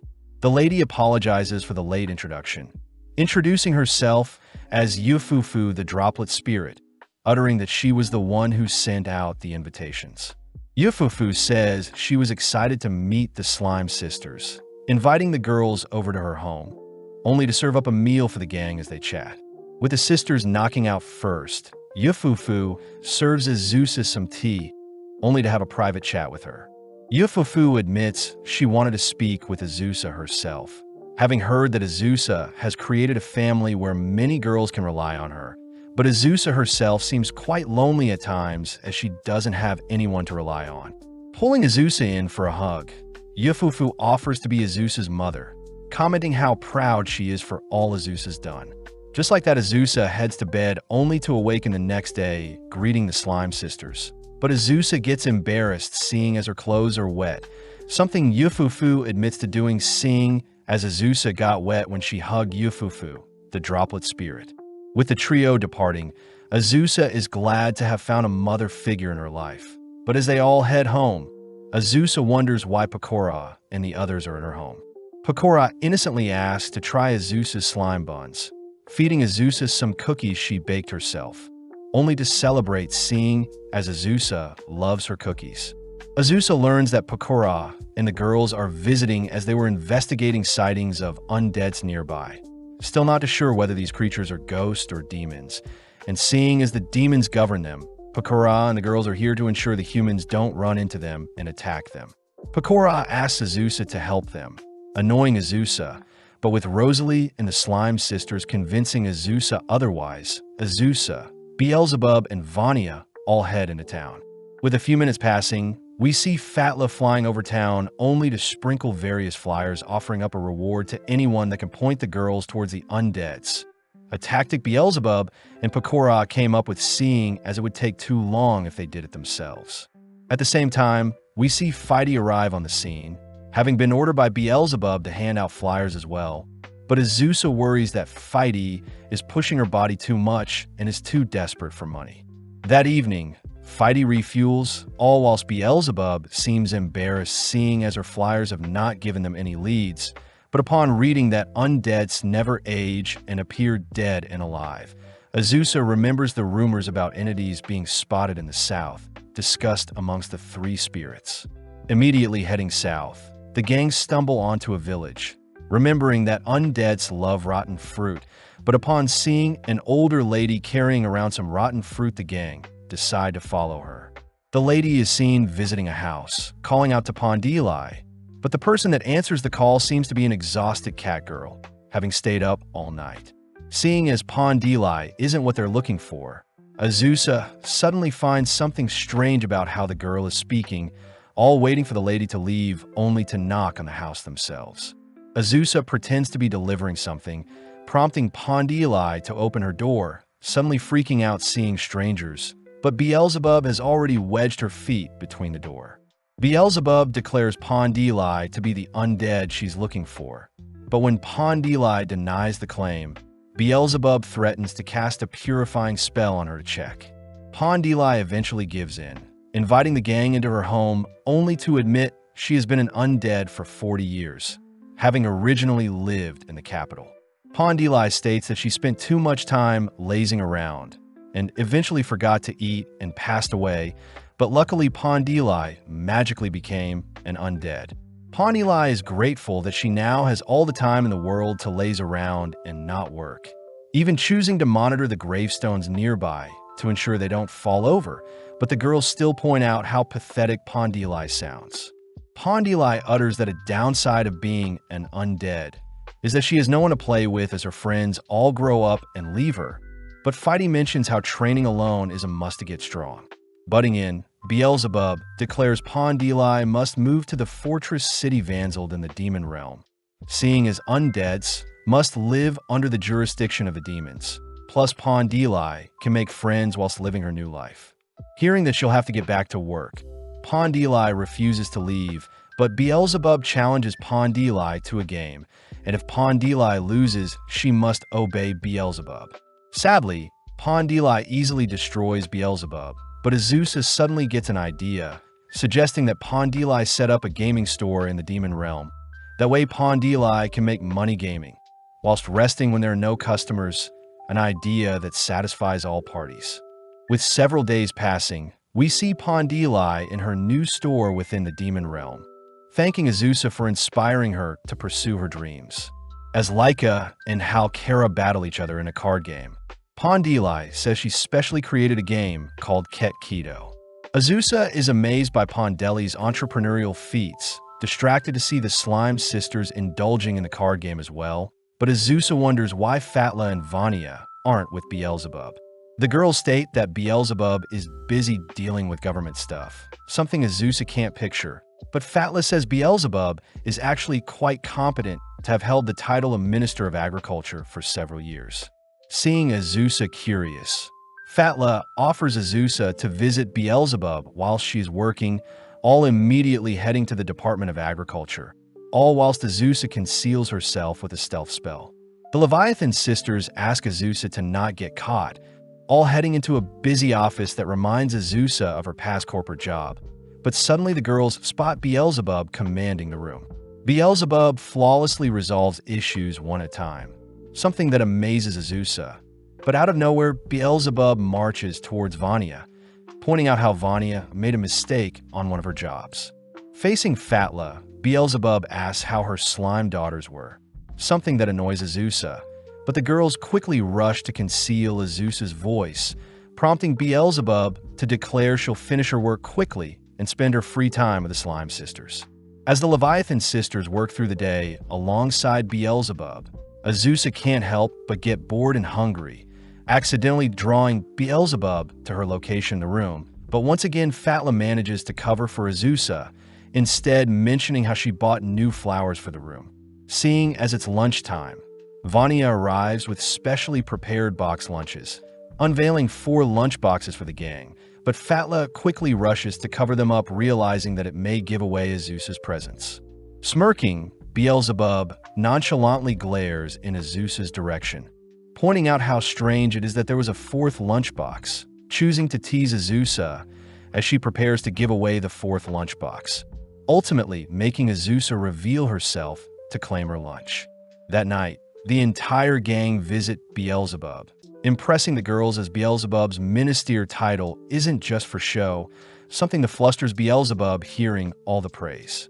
Beelzebub chooses to give the girls some special delicacies as payment for all the praise, beginning to rant on about her massive mansion and how she gets so many gifts often, but this prompts the girls to ask if they can visit the mansion.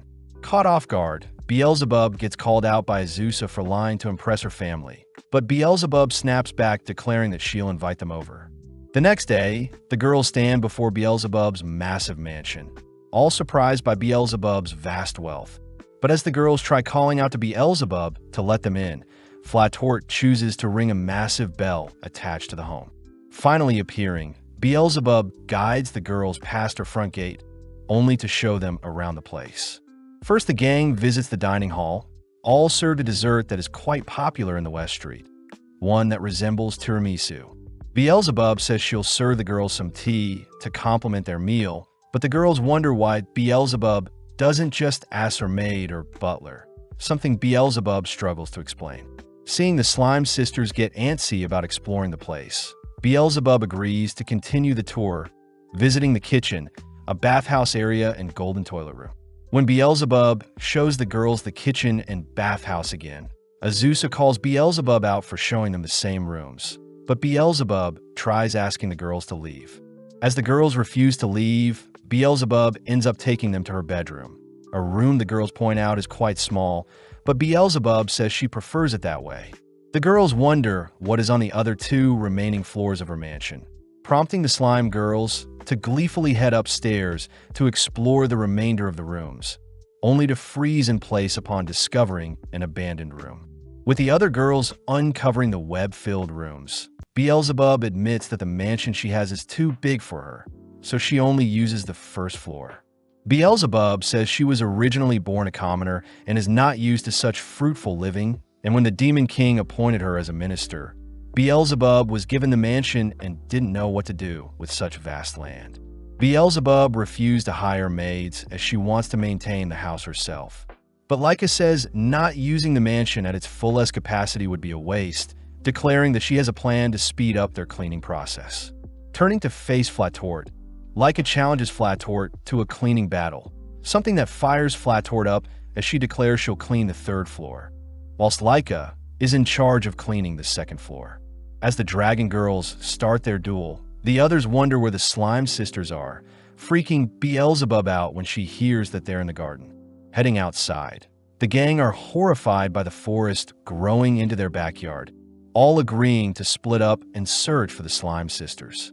Beelzebub does warn the others that there may be plants that attack animals in the garden, freaking Azusa out as she demands the clumsy Halkara stay in the mansion. Searching all evening, Azusa begins to panic, but suddenly notices a boar flee past her, only to spot a strange creature burrowing towards her. Having spotted Azusa, the creature cries out that a witch has found it, fleeing for its life. With Beelzebub reporting that she's found the Slime Sisters, they all finally head inside, only to watch Rosalie try to mediate the Dragon Girls' argument over who won their duel. Rosalie announces that the duel is ultimately a draw, quickly flying away, all whilst the Slime Sisters apologize for running off into the forest, but at the same time we see the creature from earlier be revealed to be a little girl. Several days later, Azusa stops by Ino's new store, who gives Azusa tons of credit for being her mentor and allowing her to fulfill her role as a fellow witch. Seeing as how Kara has tagged along, she takes inspiration from Ino's potion sizes, promising to only reference and not steal the idea. Azusa is forced to step in and stop the girls from fighting, reminding Ino to give Azusa the Mandragora pill she had asked for, handing Azusa a bottle of fully mature Mandragora pills. Ino says most Mandragora pills are aged for 3 years, but fully aged ones are made over 10 years, a rare version of the pills that Ino is happy to give to Azusa. Ino cries that her dream is to make Mandragora pills that are 300 years old, surprising the girls as they hear that after 300 years, Mandragora pills evolve, learning to move and speak. Although the girls are skeptical at first, Azusa remembers back to the creature burrowing beneath her when she was in Beelzebub's garden. suddenly crying out that she may know where they can find one. Ino demands to know if she can see one in person, but Azusa says they'll need permission to visit Beelzebub's private land. Someone Ino is amazed Azusa has connection with. Rushing to close her store, Ino closes up shop for the day, only to fly away on her wyvern. Azusa wonders what Ino plans on doing with the 300-year-old Mandragora, freaking out when Halkara points out that the Mandragora needs to be crushed up into pills, alerting Azusa as she orders Flatort to wake up and fly after Ino. Having arrived at Beelzebub's home, Azusa asks Beelzebub to not attack Ino if she suddenly appears on her property, plus Azusa asks Beelzebub to protect the Mandragora in her garden, something that Beelzebub isn't too fond of. At that moment, a horde of voices can be heard outside, prompting the gang to check out the noise, only to notice a horde of witches have gathered. Speaking up, Ino utters that she's gathered all the witches in the land to help locate the 300-year-old Mandragora, even willing to break some laws if they can get their hands on the Mandragora. With Ino ordering the witches to storm Beelzebub's property, Beelzebub and Azusa order Ino to call off her operations. But seeing as Ino isn't listening, Beelzebub considering burning down her whole garden. With the witches on high alert searching around Beelzebub's garden, we see Azusa ordering Flatort and Halkara to help her search for the Mandragora first. But sadly, Halkara has already been caught in some vines.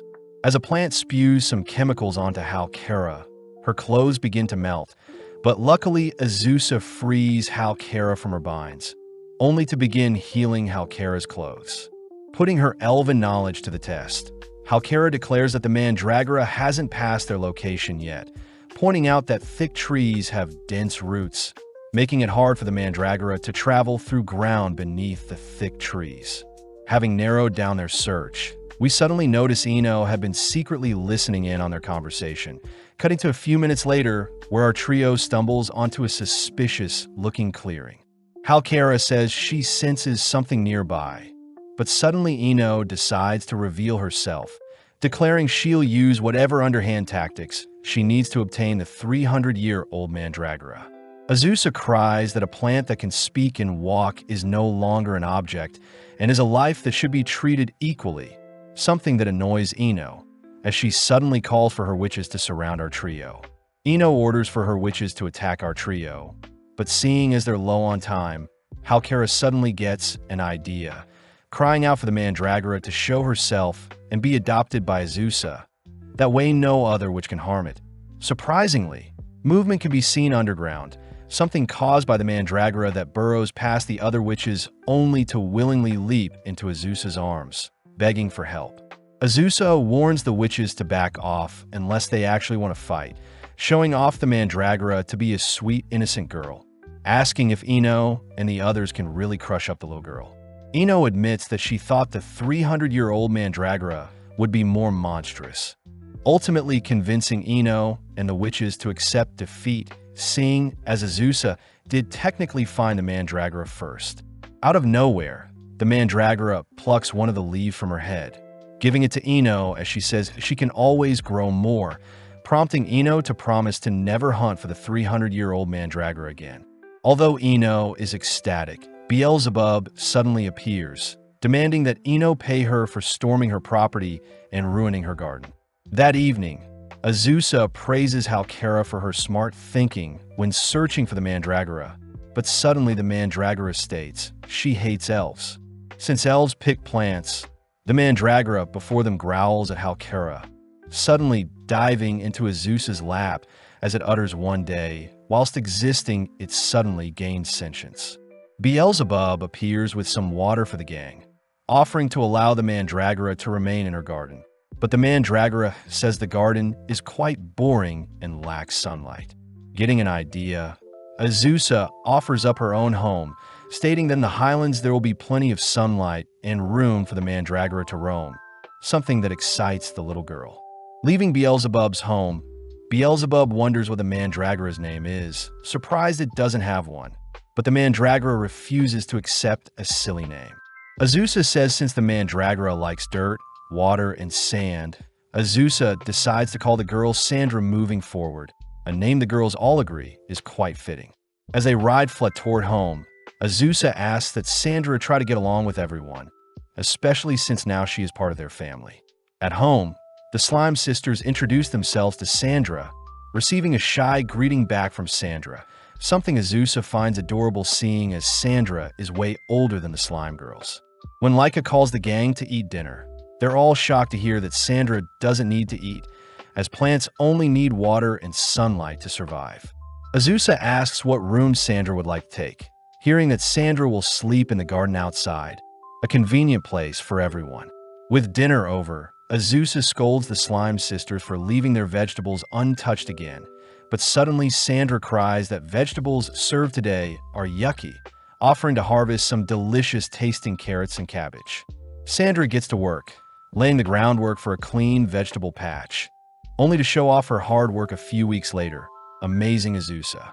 Choosing to hold a carrot and cabbage party, the girls are all pumped to try the new vegetables, but the Slime Sisters are clearly against a meatless meal. Sandra mentions how the vegetables were grown with love, something that ultimately convinces the Slime Sisters to give the vegetables a taste, surprising the girls as the meal is quite sweet. For dessert, the gang are served some carrot-infused pound cake, something that makes Azusa thank Sandra personally, as she's glad to have added a new family member to their roster. Spending time with the Slime Sisters, Sandra is taught how to read and write, something Azusa can't help but adore. Seeing as she needs to do some chores, Azusa leaves the girls to play only to head outside, starting by adding her special detergent to the dirty, wet clothes. Making use of some wind magic, Azusa manages to hang the wet clothes to dry, suddenly noticing Shalsha nearby. Shalsha says Falfa and Sandra are in need of more exposure to what normal kids do, suggesting that Azusa enroll them into a school to help speed up their learning of the world. Heading into VIDZ, we see the three girls have enrolled into Sinale Elementary Academy, all asked to introduce themselves whilst Azusa looks over them with her invisibility spell. Kicking off the class, the teacher writes a question on a chalkboard, but instantly the Slime Sisters solve the problem. When the teacher adds a university-level question, Falfa is seen easily solving the question, amazing everyone.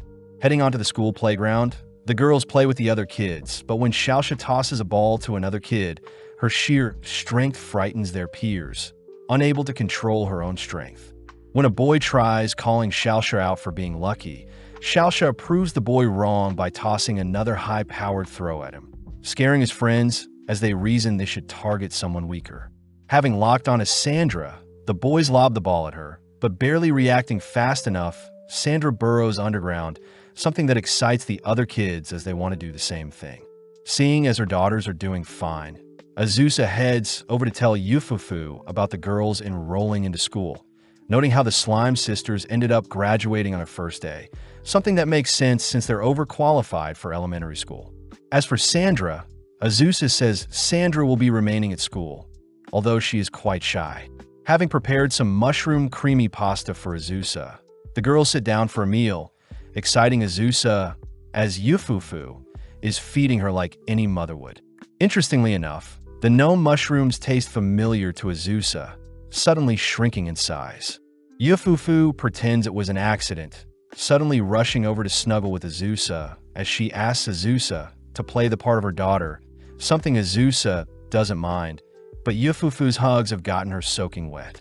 Seeing as Yufufu wants to nurture others so badly, Azusa introduces Sandra to Yufufu, someone Yufufu immediately takes a liking to seeing how adorable Sandra is. Surprisingly, Sandra herself loves hugging Yufufu since Sandra is a plant that absorbs Yufufu's moisture. As Yufufu gets started on making dinner, Azusa plays with Sandra, both beginning to roleplay, with Azusa acting as a town shoemaker and Sandra as the town cedar tree.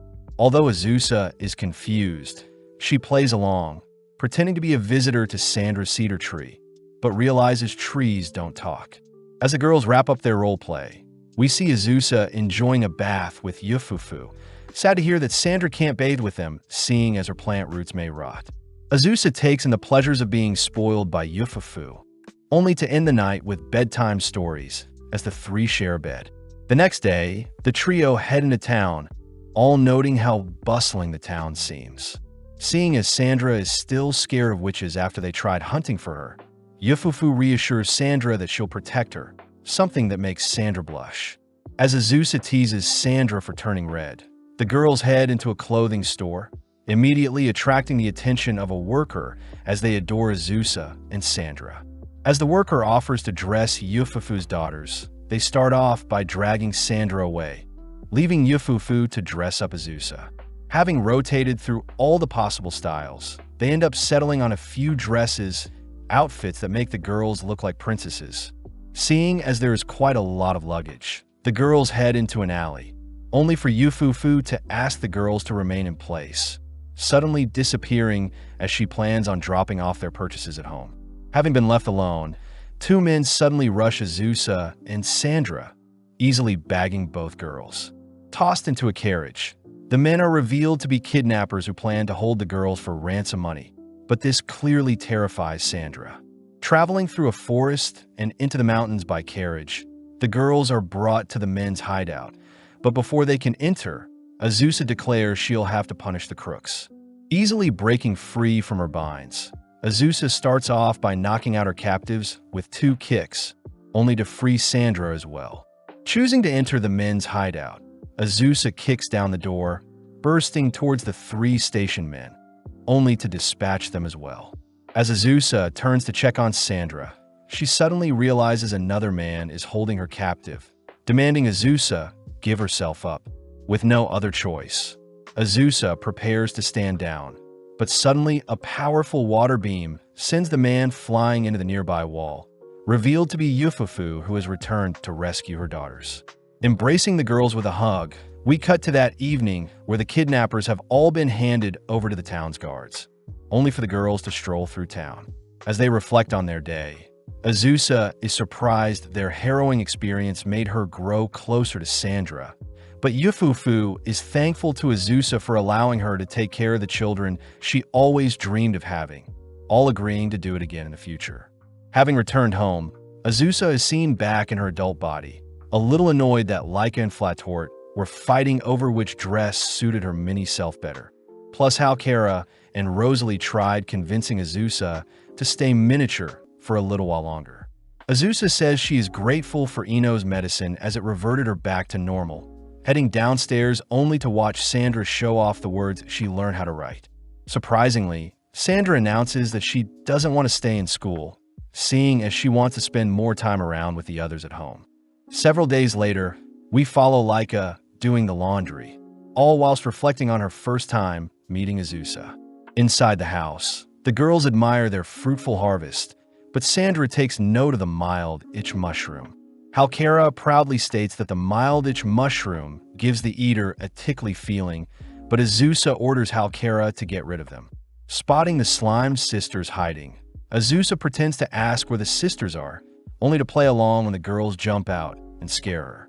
At that moment, someone visits their home, cutting to later that day, where Fighty and Laika are sparring, something that Flatort loves to watch, whereas Sandra is disgusted at their barbaric nature. Azusa reveals that Fighty is training since she will be entering into a martial arts tournament in the Haint province for 30 million gold. As Laika and Fighty match each other's strengths, Fighty declares she'll show off her secret technique, only to throw out several low kicks. Although Azusa considers the technique quite boring, it manages to catch Laika off guard, forcing her to leap back only to unleash her fire breath. Panicking, the girls ask if Fighty is hurt, but seeing as she is still ablaze, Fighty begins to roll on the ground to quench the fire, but accidentally rolls off the nearby hill. Having reverted into her slime form, they hold a meeting inside, realizing that this scenario is similar to when Falfa reverted into her slime form. Seeing as Fighty can't transform back, but can still talk, the girls wonder what Fighty will do about her tournament in 5 days. But Fighty says she'll just have to attend in her slime form. Feeling bad for causing trouble, Laika offers to join the tournament as Laika the Slime Mancer and win the prize alongside Fighty. With several days passing, we see Azusa and Flatort sitting in the stands, munching on some fried chicken as they await Laika and Fighty's match. Panning out, we see Laika and Fighty matched up for the third match of the tournament, facing Gondada, who immediately underestimates our duo. As the match starts, Laika calls for Fighty to attack, prompting Fighty to surround Gondada and begin tripping him with her secret technique.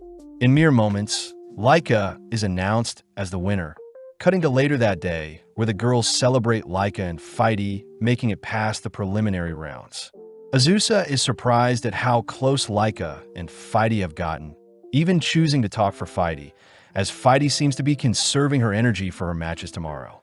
As the duo head to bed, Azusa notices Flatort seemingly zoning out, but when Azusa checks on Flatort, she says it's nothing. The next day, Laika and Fighty make it to the final round with the help of Fighty's secret technique, only to be matched up against Domremy, the Armored Knight. Domremy declares that their armor will stop Fighty from tripping them, but as the duel begins, we see Laika sending Fighty to attack. Trying to trip Domremy, Fighty fails to make the knight budge, dancing around it only to return to Laika.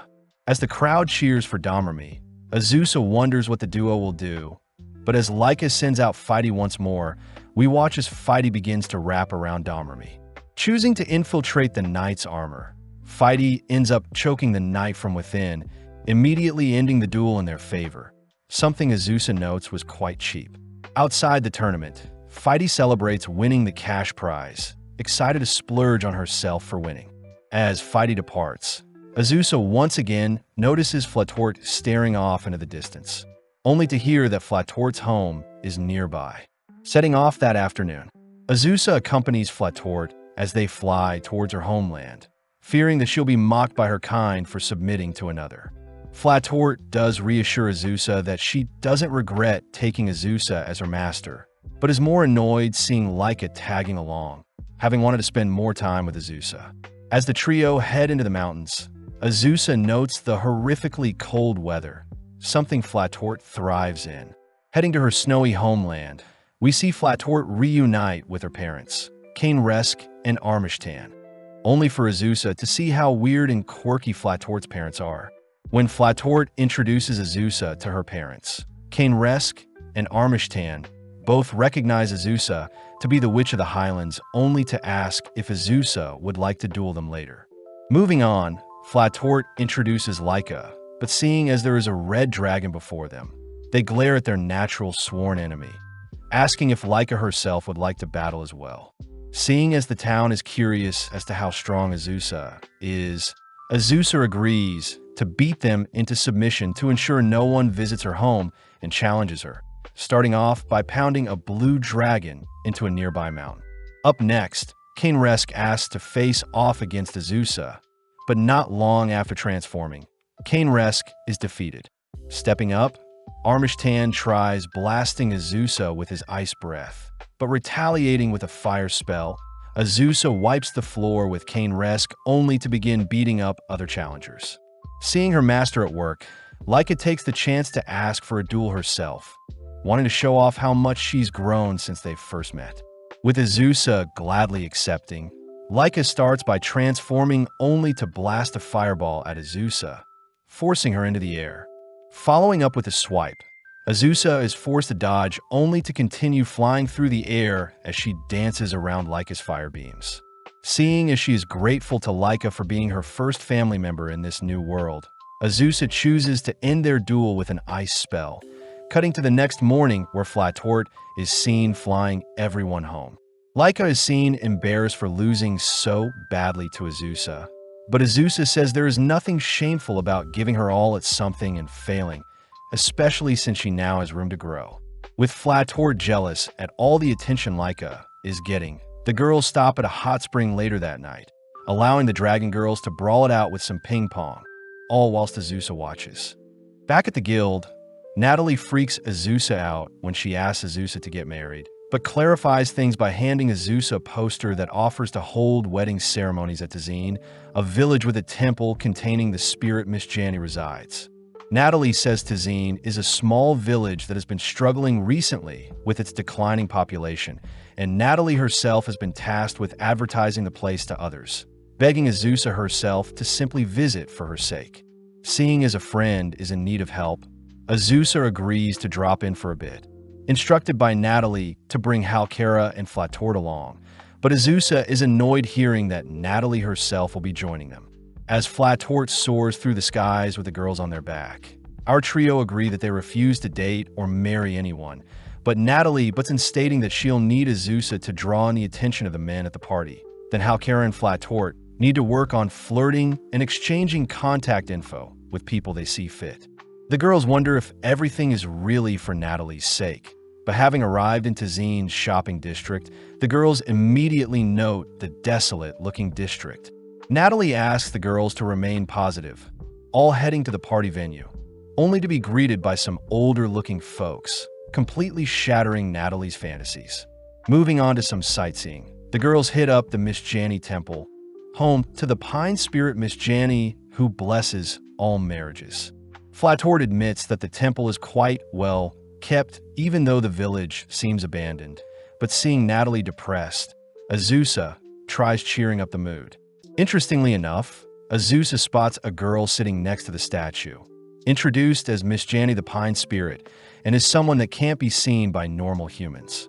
Miss Janie says her main job is to mediate marriages, but seeing as less people are visiting, her business is falling apart. With Halkara and Natalie unable to see who Azusa is talking to, Flatort manages to detect Miss Janie, choosing to wrestle her into submission only for Miss Janie to agree to show herself to the others. Sitting down in a private room, Natalie takes the chance to ask for a handsome, rich, and smart man.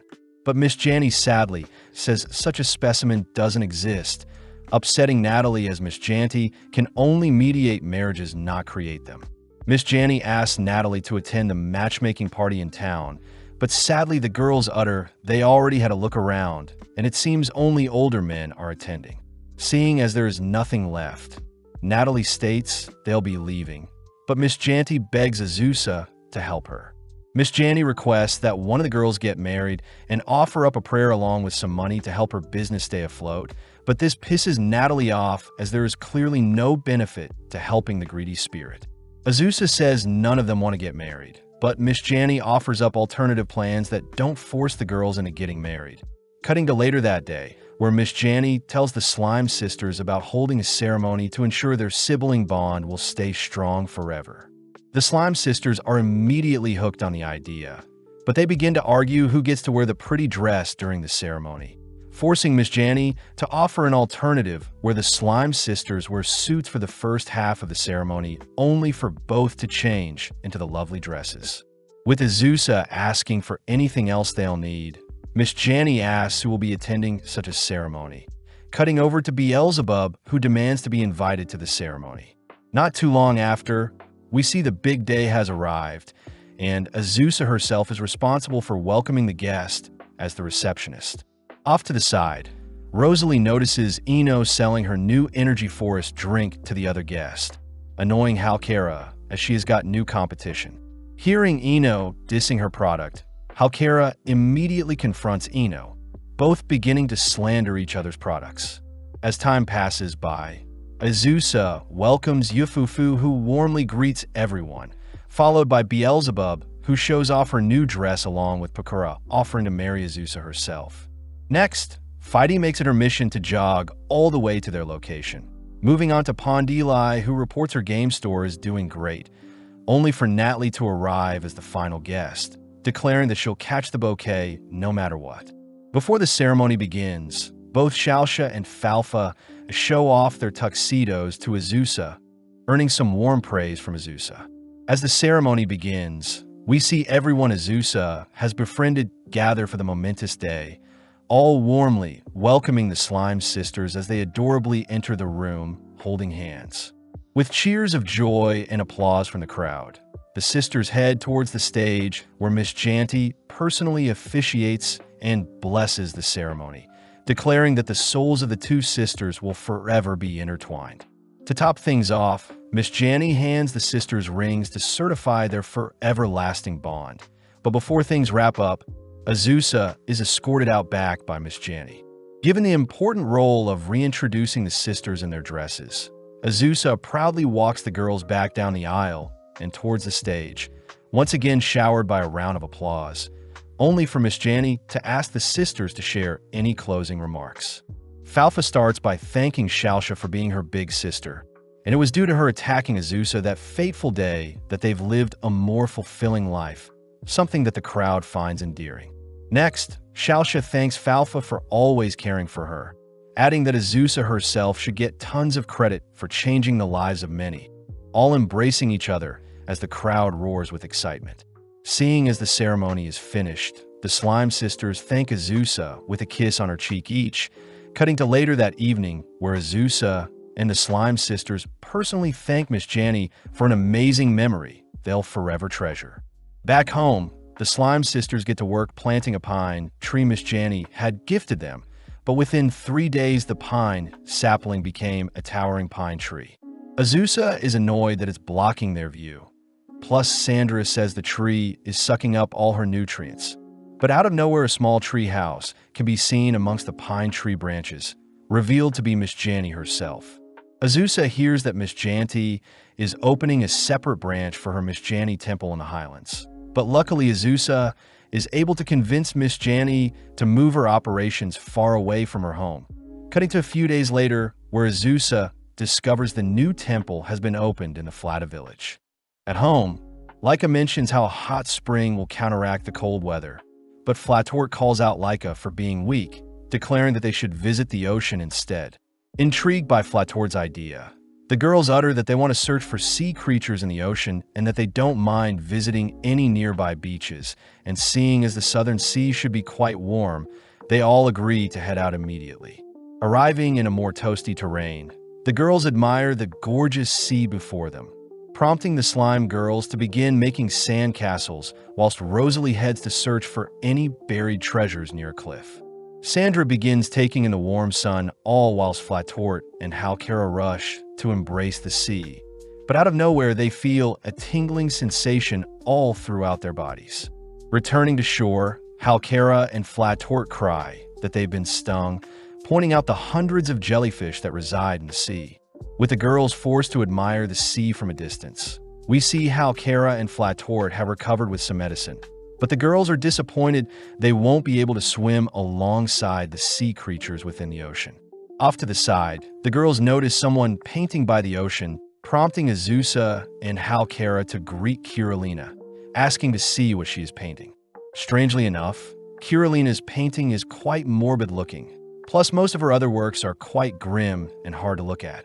Kirillina mentions how she is a jellyfish spirit and is struggling to sell her paintings, but Azusa wonders if Kirillina could communicate with the jellyfish in the water and ask them to leave.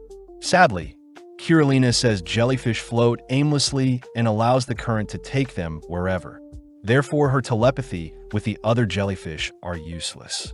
Kirillina does mention she can make the jellyfish glow, but when the girls gather around for the spectacle, Kirillina admits she forgot how to do it. Just then, Kirillina mentions how she can ask the ocean spirit to move the waves to escort the jellyfish elsewhere, but she states she'll need something in return, asking the girls if she can paint them. First things first, Kirillina heads to talk with the ocean spirit, forcing the girls to wait for 30 minutes as Kirillina ends up spending time with the waterfall spirit. Luckily, Kirillina keeps up her end of the deal, calling for the ocean spirit to work its magic as the jellyfish in the sea are suddenly swept away, allowing the girls to finally embrace the ocean. As the girls play in the ocean and compete against one another, Kirillina takes the chance to capture the moment with her painting, cutting to later that evening where the girls sit on the sand watching the sunset, only to hear that Kirillina will finish up her painting of them soon and plans to hang it up in her upcoming exhibition. Excited to see the final product, the girls ask to attend the exhibition, only to be handed tickets and welcome to invite others that want to come along as well.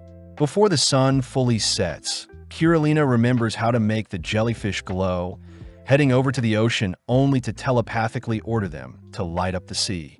With the girls all dazzled by the amazing light show, we cut to a few days later where they visit the exhibition held on a separate island, all waiting outside Kirillina's home. Right on cue, Beelzebub and the demon girls arrive alongside Fighty, all collectively heading inside excited to see what treats are in store. Creepily, The Slime sisters notice a disturbing-looking painting of them hung up, but suddenly Halkera's voice can be heard, pointing out how a ghost can be seen in a painting of hers. Looking closer, Azusa realizes that Rosalie is the ghost in Halkera's painting. As for the Dragon Girls and Sandra themselves, they all agree that the paintings aren't what they expected. Kirillina mentions how, as jellyfish, she can see the world differently since they're transparent, but the paintings seem to have forced Laika and Pecora to reflect on their life, making Azusa ask Kirillina why she paints such gloomy paintings. Seeing as Kirillina's art style mainly comprises of highlighting the darkness in life, Azusa suddenly notices Beelzebub fixated on a painting of some pyramids. A location Kirillina reveals is a forest at the foot of the West Nastamria Mountains. Beelzebub reveals that the location is the grave of the ruler of a legendary ancient civilization, the kingdom of Thursa, and apparently thrived 5,000 years ago. It is said that explorers had set out for the location, but none have returned. And seeing as evil spirits may reside in ancient civilizations, it is the duty of the demons to inspect and classify them. Azusa is clearly freaked out hearing that there may be evil spirits that exist, but when Beelzebub asks if Azusa could assist with their explorations, Azusa immediately refuses. Beelzebub says Azusa's presence will ensure they're safe, plus none of the other girls can go seeing as they may get cursed. But Rosalie speaks up, offering to tag along seeing as she is a ghost and they can't get cursed. Arriving in the West Nastamria Mountains in the Lannis Forest, we see that Pecora and Fighty are joining their adventures. But out of nowhere, a strange monster appears from the bushes. Revealed to be a massive serpent, it rushes towards the girls, but with a wave of her hand, Pecora dispatches the attacking creature. Up next, a massive multi-headed monster attacks the gang. But wanting to show off her improved fighting style, Fighty combos the creature with multiple low kicks, ultimately slaying and collecting the crystal it dropped. Rosalie feels bad for not being more useful to the gang, but nonetheless they all continue through the misty forest, but Pecora senses something off about their location. When Beelzebub reports that they should be at the entrance, the girls wonder if a barrier is concealing the location they're visiting, but Pecora reassures the gang they'll be fine. Stepping up, Pecora puts her demonic powers to work, instantly dismantling the barrier concealing the pyramids Kirillina had painted, but it seems no one is present. The girls decide to head closer to inspect the pyramids, but a sudden voice orders for the girls to turn back and leave, freaking Azusa out. Seeing as the voices are fellow spirits, Rosalie manages to convince the evil spirits to reveal themselves, having promised to not rob anything from their grave. In mere moments, hundreds of spirits unsheath their cloak, having been surrounding the gang all along. The head maid and minister of the kingdom, Thursa, Nana introduces herself, uttering that 5,000 years ago, an epidemic ended up wiping out their kingdom, and the evil spirits before them are the kingdom's citizens who refuse to pass on. As the girls are escorted into one of the pyramids, Nana says that the barrier concealing their kingdom is to protect their kingdom from outsiders, but worst of all, their ruler is a shut-in. Apparently, the ruler had closed herself away from the public for 2,000 years, and hence can't establish any relations with the demons. The ruler was annoyed they couldn't find any friends and simply resorted to living in her own grave for all of eternity, even scaring away people that got close to her magic. Pecora reasons that they could befriend a ruler if they chat to her, all heading to visit the ruler's grave, all relying on Rosalie to be their trump card. Seeing no way of turning back now, Azusa declares they'll see their mission through till the very end, crying that they'll befriend this shut-in ruler no matter what. With the massive gates to the tomb opening, Fighty gets excited to see what buried treasures they'll unravel, all whilst Pecora takes the chance to cling close to Azusa. Rosalie does worry that her commoner status will affect their interactions with the tomb's ruler, but Pecora says that status doesn't matter when making friends. Plus, Rosalie is the only other spirit that could possibly befriend the ruler that has become an evil spirit. With Rosalie now fired up, a golem suddenly emerges from the floor, throwing out a punch towards Rosalie, but Rosalie easily evades since she is a ghost. Azusa swiftly dispatches the golem, but a swarm of golems now appear, trapping in our gang. Luckily, the girls nonchalantly brandish their fighting styles, all taking down their respective golems. But the girls are curious as to who created the golems with magic. Rosalie points out a mysterious loaf of bread placed on the floor in front of them, and seeing as it's quite warm, the girls reasons they should venture deeper and play by the tomb's rules. Making it to floor 12, the girls run into some mommies, charging right through the swarm, but they do take chances to catch their breaths. With more time passing, the girls reach floor 33, but Fighty takes charge rushing towards some more bread, only to be caught in a trap. Luckily, there are no issues as the girls move on to floor 57, where Azusa nearly falls to her death, but Beelzebub rescues her, all once again taking a break, all annoyed at how there are no indicators of when they'll reach the ruler. Rosalie says she has an idea, guiding the gang through a particular path, only to reveal that the ruler may be yearning to make contact with other fellow spirits since Rosalie's body is being pulled towards her. At that moment, a three-headed monster intercepts the gang, but Azusa notices something strange about the creature's movement. As Azusa approaches and flicks the creature, it instantly disperses into specks of dust, something Azusa deduces is the ruler's doing, and it seems to be a game they created. Azusa also points out the incomplete corridor in front of them, but before the girls venture towards the bugged-out area, they all notice Fighty stuck inside a nearby wall. Rosalie immediately recognizes the location to be the actual entrance towards the ruler, all gleefully passing through the wall, as well only to emerge into a darkened room. Passing through a stack of archives, the gang stumble onto the ruler, hammering away at her keyboard, seemingly fixated on adding traps to the dungeon. As a few minutes pass, the ruler wraps up her typing, only to turn to face the girls, introducing herself as Mium, the ruler of Thursa. Mium is annoyed that the girls made it through all of her traps, but Azusa is more weirded out seeing Mium has a similar dialect from her previous world. Pakora notices that Mium has a physical body, hearing the Mium had intentionally prepared one for her spirit to possess, but Mium takes an interest in Rosalie asking what brings her here. Rosalie cries that Nana had asked for their help to get Mium re-enter the outside world, but Mium gets annoyed hearing Nana's name, crying out that Nana doesn't get her jokes and isn't fun to hang around. Pakora does empathize with Mium seeing as they're both rulers, but Rosalie says Mium's citizens all miss her and want to see her. Mium says since the girls finished her dungeon, she does have a reason to stop, but Mium fears that she won't have any friends to hang out with once she leaves, prompting Rosalie to reach out a helping hand, uttering that she too was alone until she met her current family, and this time Rosalie can help a fellow spirit by being Mium's friend. Speechless, Mium immediately accepts Rosalie's proposal, but straight away the girls begin bickering. With the girls managing to get Mium to leave her shut in life, Pakora and Mium enter into diplomatic relations, something Nana thanks the girls for helping make happen. Azusa advises Nana to play along with Mium's jokes from time to time, but Nana says she can't since Mium is horrible at making jokes, something Rosalie offers to help Mium perfect. With some days passing by, we see Halkara showing off a package to Azusa, hearing that it's a gift for Natalie, and it's because Halkara chose Apache as her tax recipient. Halkara says she has to pay a decent amount of tax since she owns a business, but in exchange Halkara occasionally gets gifts, with it being some high-quality fertilizer for Sandra this time.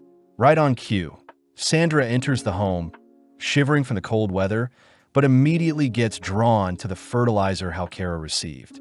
Excited to indulge in the gift, the girls all head outside, prompting Sandra to bury her feet in the ground, only for Halkara to pour the fertilizer onto Sandra's head. Sandra cries that the meal is delicious, but strangely enough, Sandra's features and assets begin to mature at a rapid rate. At home, the other girls are mortified to see Sandra so mature, but Halkara apologizes, seeing as the fertilizer was meant to be diluted 20-fold before applying to plants. Seeing no solution to revert Sandra back, Sandra is given a change of clothes, and more surprisingly Sandra's brain has matured, easily being able to recite the textbook the Slime Sisters had assigned to her. Azusa gets a little annoyed at how mature and demanding Sandra is behaving, all agreeing to head into town as Sandra wants to pick out some things to buy. With Sandra skipping through town alongside Halkara, Azusa and Flatort tails the girls from afar, all watching as Sandra enters a clothing store, only to pick out some revealing summer clothes. Azusa immediately forbids such an outfit, using her motherly authority to sway Sandra to pick out a different outfit, but even still Sandra's aura draws in several gazes from the townsfolk. Out of nowhere, two men try hitting on Sandra and Halkara, but before Azusa can step in, Sandra shuts down the men, crying out that the men aren't her type. From afar, Azusa says she is proud of Sandra for not settling for despicable-looking men, but Sandra says she still plans on finding a partner now that she's more mature. Azusa yells that Sandra isn't allowed to date anyone, but when Sandra shows off a 400-year-old tree she is interested in, Azusa reasons this makes sense. Sandra takes the chance to thank Azusa for always looking after her, handing Azusa a bouquet of flowers to show her appreciation, something that earns Sandra a warm hug from Azusa. As the gang head home, they awaken the next day to see Sandra back in her usual self, all reasoning that Sandra should only consume the high-quality fertilizer on special occasions. Late at night, we follow Pecora indulging in a novel before bed, only to point out something fluffy before heading to sleep. The next day, we see Laika and Rosalie handling the laundry whilst Flatort and the Slime Sisters hang around. Off to the side, Azusa is seen feeding Sandra some water, but having run out, Azusa heads to retrieve some more, only to be frightened seeing Pecora sneak in for a hug. Azusa asks if Pecora should be visiting them and ignoring her duties as the Demon King, but Pecora simply utters that she wanted to visit Azusa. As Sandra appears checking on the commotion, Sandra is annoyed hearing Pecora call her a little child, but Pecora defuses the tension when she hands Sandra nutrient packs soiled she had bought. With the other girls greeting Pecora, the gang head inside, prompting Pecora to show off gifts she had brought for everyone. First for Rosalie is a cursed ring. Next is an item for Laika that can convert any mountain into an active volcano. For Flatort is an amulet that causes blizzards, as for the Slime Sisters, history and science books regarding the demon realm. Although the girls are confused, Pecora moves on to Halkara, handing her some land to set up shop in the demon realm. Finally, Pecora gleefully presents some handmade cookies to Azusa, but Azusa asks why Pecora is giving them gifts. Pecora takes the chance to reveal that her birthday is coming up soon, but before all the girls discuss what gift they're going to get Pecora asks for some alone time with Azusa on her birthday.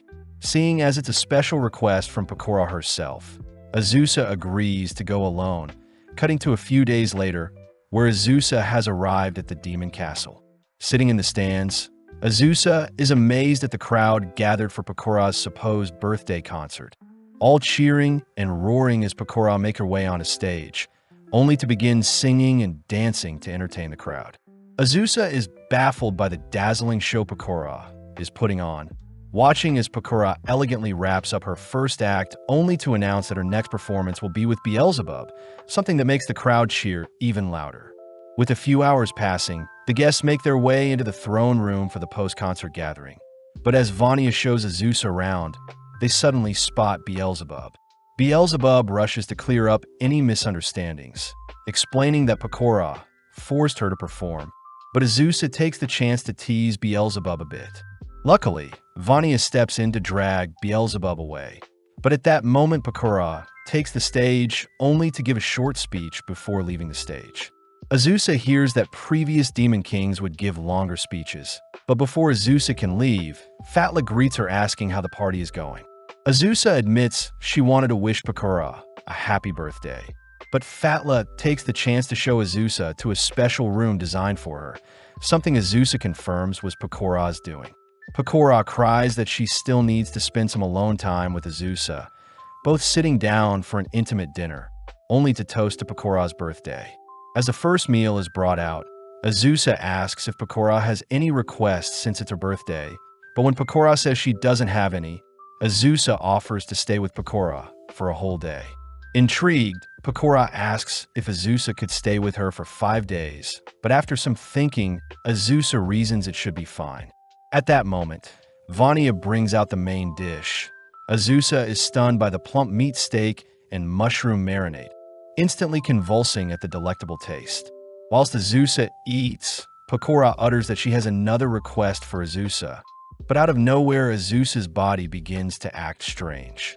In an instant, Azusa transforms into a fluffy animal, something Pecora always wanted to snuggle with, crying that Azusa had been transformed by some fox-4 mushrooms. Pecora says coincidentally, Azusa should return to her human form in 5 days, and seeing as she can't return home, Azusa blames Vanya and Fatla for conspiring with Pecora. With no other escape, Azusa and Pecora head to bed, but Azusa is kept up seeing Pecora adoring and drooling all over her fluffy tail. Azusa mentions how she gets tired after consuming mushrooms, freaked out to hear that there have been cases of people permanently becoming foxes after consuming the fox-4 mushrooms. Strangely, Azusa begins to crave something, stiffening up as she demands Pecora feed her some abura age, a form of deep-fried tofu. With Pecora confused at the item Azusa is asking for, Azusa takes charge, rushing out of the room and throughout the mansion only to sniff her way to the kitchen, immediately demanding that Vanya whip up some tofu for her. Vanya apologizes since she too has no idea what Azusa is asking for, prompting Azusa to continue throughout the mansion, stopping random workers and even barging into rooms in search of some tofu. With some time passing, a guard finally corners Azusa, introducing himself as Selvon, one of the 4 lords of the demon castle, but Azusa plows right through him, continuing her search. As more guards rush to restrain Azusa, Azusa simply outruns them, forcing an older wizard to summon Blang, a legendary magical beast to deal with Azusa, but Azusa dispatches the creature with a single strike. Comedically, Azusa is forced to defeat the other 3 remaining lords of the demon castle, but finally Beelzebub herself intercepts Azusa, all whilst holding back her laughter. Azusa is annoyed that Beelzebub had to see her in this poor state, but when Azusa tries blitzing past Beelzebub, Beelzebub manages to read Azusa's movements, placing her in a headlock. Following up, Vanya stuffs some fried tofu in Azusa's mouth, finally calming Azusa down as she nibbles on the meal. Beelzebub says that tofu in their world is a bean-based product that elves eat, commonly known as bilanwa, but just then Pecora appears, annoying Beelzebub as it was Pecora's fault for stimulating Azusa's fox-like urges and causing Azusa to go on a rampage. Pecora innocently says things can be fixed, but Beelzebub continues to scold Pecora, only to turn to Azusa, shyly requesting something of her. That night, Azusa is seen cuddling with the 4 demon girls, all whilst Beelzebub and Pecora snuggle against Azusa's fluffy tail. In the coming days, we see Azusa and Laika out doing some grocery shopping, but before they head home, they run into Miss Janny arguing with some workers. Miss Janny cries that someone by the name of Mega Mega is creating a temple next to hers, a name Azusa recognizes belongs to the goddess that reincarnated her. Heading home together, Miss Janny complains about a goddess ruining her business, but as the trio enter their home, they're surprised to see Mega Mega enjoying some tea made by Falfa. With Falfa receiving a stamp for her kind deed, Mega Mega proudly announces to Azusa that she set up a temple in Flata, but Miss Janny doesn't seem pleased to see the goddess. Marching towards Mega Mega, Miss Janny suddenly begins bowing and praying for Mega Mega's business to thrive, but Azusa and Laika call Miss Janny out for being two-faced. Miss Janny takes the chance to ask if Mega Mega could refer her to any couples getting married, something Mega Mega is more than happy to do. A strange turnout Azusa didn't expect. With 1 week passing by, we spot Mega Mega stopping by to ask Azusa and her family for some help, especially since Mega Mega has a rival. Mega Mega asks if Azusa knows who Goddess Nintan is, someone that has been worshipped since ancient times with many royals praying to her. But rumor has it that Nintan turns people into frogs as punishment. Mega Mega says Nintan is quite traditional and doesn't like change, and seeing as Mega Mega is trying something new with her stamp card distributions, Nintan has imposed a restriction on her new activity. Azusa wonders if that really is a bad thing. But Mega Mega reassures the girls that the stamp cards enriches society, so Mega Mega asks for help confronting Nintan. Seeing as Nintan lives at the Grand Nintan Temple in Nintanya, a town on the outskirts of the royal capital, Mega Mega asks Azusa to accompany her, and seeing as Azusa owes Mega Mega for her comfy life, Azusa agrees to go. Cutting over to the Grand Nintan Temple, Azusa is baffled at the Grand Stronghold, a location that was specifically built for Nintan in the town of Nintanya. Azusa notices two worshippers satisfied by their visit, but Mega Mega reminds Azusa that Nintan still conceals her presence, seeing as she is a god. Heading over to the massive Nintan statue, Mega Mega suddenly grabs a hold of Azusa's hands, suddenly both running towards the statue. Out of nowhere, our pair are transported to a strange abyss filled with magic circles, a location known as Nintan's Dimension, the realm of gods. Off in the distance is Nintan herself sipping on some tea, and upon seeing people enter her domain, she demands to know what business they have with her. Instantly, Mega Mega begins worshipping and complimenting Nintan, only to offer up some sweets to Nintan, but seeing as Nintan doesn't like sweet stuff, Mega Mega offers up a bottle of booze instead. Nintan calls out Mega Mega for trying to sway her with gifts, something Mega Mega doesn't deny, but before Mega Mega can make up an excuse, Nintan snaps. Nintan says Mega Mega stamp cards are very useless and silly, but Mega Mega says silly things still have their own value, but still not convinced, Nintan asks Mega Mega to show her resolve as a god. Mega Mega is quite flustered, having not prepared anything. And with Azusa unable to assist whatsoever, Nintan orders Mega Mega to leave or she'll be turned into a frog. Having no other choice, Mega Mega suddenly equips her blade, a bold tactic that Nintan commends as she too readies her blade. With Mega Mega making the first move, both girls' blades ring throughout the realm. And with both goddesses clashing before her, Azusa can't help but admire their duel. After several exchanges, Nintan is impressed at Mega Mega's power, especially since she is a high-ranking god. Mega Mega points out how she has oversaw many people from different worlds, whereas Nintan has only ever governed a single world, making Mega Mega an executive compared to Nintan, who is a branch manager. Annoyed, Nintan goes on the offensive, swinging her blade sporadically as she manages to disarm Mega Mega. For the finishing blow, Nintan opts to use a spell to incinerate Mega Mega, managing to catch her in the blast zone, only to convert Mega Mega into a talking frog. Nintan declares that a simple and repetitive life without change is the best. But those words remind Azusa of her lonely life before her family. But Azusa admits her current life is far more interesting. Before Nintan can execute Mega Mega, Azusa rushes to intercept, crying out to Nintan that some change can be good. Nintan orders Azusa to step aside, reminding Azusa that her Witch of the Highland title does not scare her. But Azusa can't let the god that reincarnated her be slaughtered. Mega Mega begins crying, seeing how much Azusa is willing to do for her, even offering up a golden stamp card to Azusa, an item that enhances Azusa's overall stats, making her comparable to a god. As Azusa checks her stats, she is surprised to see everything greater than before, plus her level is god tier. Nintan tries executing Azusa, but Azusa is able to read Nintan's movements, easily evading and flying away, all whilst Nintan chases after her. When Nintan tries to slash at Azusa, Azusa simply catches the blade only to disarm her, asking Nintan to reconsider her decisions. Nintan is clearly too stubborn to admit she is wrong, but Azusa calls out Nintan for preparing to slay an innocent frog, plus Mega Mega stamp cards bring nothing but happiness, a duty gods are meant to bestow onto their followers. With Nintan finally understanding the error of her ways, Azusa sits down for some tea with Nintan, who finally accepts Mega Mega stamp cards, apologizing to Azusa since she looked down on humans. But it was ultimately Azusa, the human, who talked some sense into her. Mega Mega takes the chance to tease Nintan for being so old. But before Nintan can go back on her word, Azusa and Mega Mega leave her realm.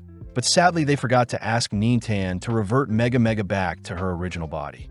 With the festival season arriving, we see Azusa and her girls admiring the townsfolk as they set up for the Flatta Dance Festival that occurs every year. With the yearly tradition starting 250 years back, it's meant to help pray for a fruitful harvest the next year, and mainly comprises a pre-festival day and a main festival day. Azusa remembers that they opened up a coffee shop the prior year, giving Azusa an idea as they all head home only for the girls to begin brainstorming. Seeing as their coffee store last year brought in tons of customers, Azusa fears they'll be swarmed by customers again. Something Xiaosha suspects is because the girls are what the customers come for, plus their store opened for the first time last year. Xiaosha asks if they can permanently open up a witch house coffee store, but Azusa fears that running a store would take away from her peaceful life. Luckily, Xiaosha says they can hire workers. Right on cue, Miss Janny barges into the room, asking if she could be the manager of their new store.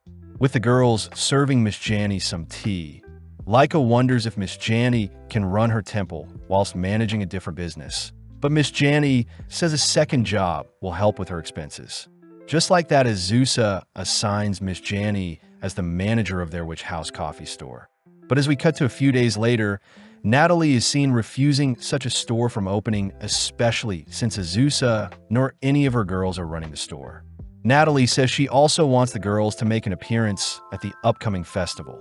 A special request from the town itself. Something Azusa fears will be utter chaos, though. Natalie reassures the girls that there will be adventures to help make sure things run smoothly, plus there will be a ticketing system to help organize customers. Seeing no reason to refuse now, we see the girls getting to work as they prepare for the festival day. But although everyone is happy to help out, Sandra herself passes since she doesn't like crowded areas.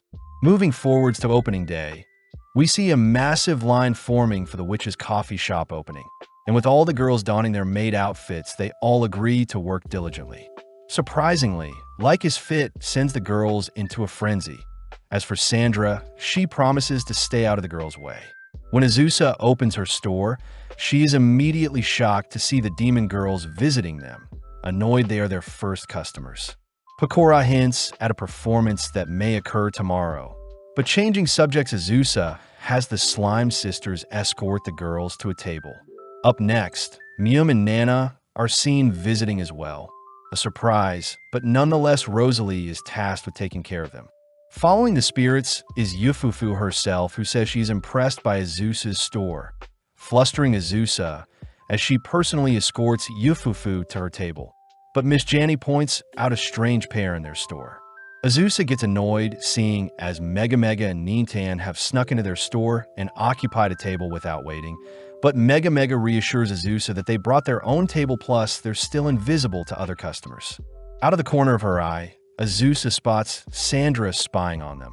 So Azusa heads out back to speak with Sandra. Seeing Sandra all alone, Azusa mentions how they could use another helper, but Sandra fears she won't fit in with the others. Luckily, Azusa had already prepared a maid outfit for Sandra, immediately getting her started with some serving tasks, which catch the attention of customers as they adore Sandra's hard work. As the day goes by, we see the customers satisfied and enjoying their time, all whilst the girls diligently converse with customers, cook up their meals, and clean the dishes. With time flying by, we cut to later that night, where the girls wish Natalie farewell as their last customer, officially closing up the store for the night. Before the girls can decompress, Pecora appears, reminding Azusa that there is still a day too, piquing Azusa's interest. Waking up bright and early the next day, we see hundreds of fireworks swarming the skies for the dance festival. We follow our girls walking by several stores, but as Pecora clings tightly to Azusa's side, Sandra growls at Pecora for taking away her mother. Azusa asks the girls not to argue, asking why there are so many demons in town, but Pecora says they are simply running a test during this year's festival to see if humans and demons can get along. With the Slime Sisters running off to inspect some dolls being sold, Halkara suddenly hears a familiar voice, instantly being drawn to Ino, her sworn business rival. Sandra begins growling at Ino as well, reminded of the time when Ino tried hunting her, but at that moment Azusa notices Pondili nearby, happy to see her store is doing great in town. Cutting to the Dragon Girls, we see them manifesting fire and water dragons to duel each other in a card game. But Pondili admits that ancient magic was used to make the card game more realistic. As the girls pass by Fighty enjoying a carnival game, they head towards the town center, all amazed by the various stores. But a particular crowd catches their attention, seeing disturbing paintings being put on display. Azusa immediately recognizes Kirillina, giggling along as Kirillina has given her interpretation of what the Leviathan sisters look like. Right on cue, the Slime sisters return with a doll Beelzebub had brought them, but Azusa gets intrigued hearing there is an amazing singer in town. With the gang wondering if it may be Cuckoo, they're pleasantly surprised to see Pecora dancing along to Cuckoo's musical performance, all watching as Pecora lights up the stage with her fancy footwork. With some time passing by, Pecora wraps up her performance only to receive a massive round of applause from the crowd. But out of nowhere, Pecora says she has come to bridge the gap between humans and demons, suddenly calling for Azusa to come on stage. As everyone waits in anticipation, Azusa joins Pecora on stage, only to be surprised when Pecora asks Azusa to express how she's felt this past year and sing for them, whilst Cuckoo plays alongside Azusa. The season ends with Azusa letting loose as she expresses the joy she's felt meeting new people through her singing, forever grateful to the crowd and her family as she can create and share new memories with everyone.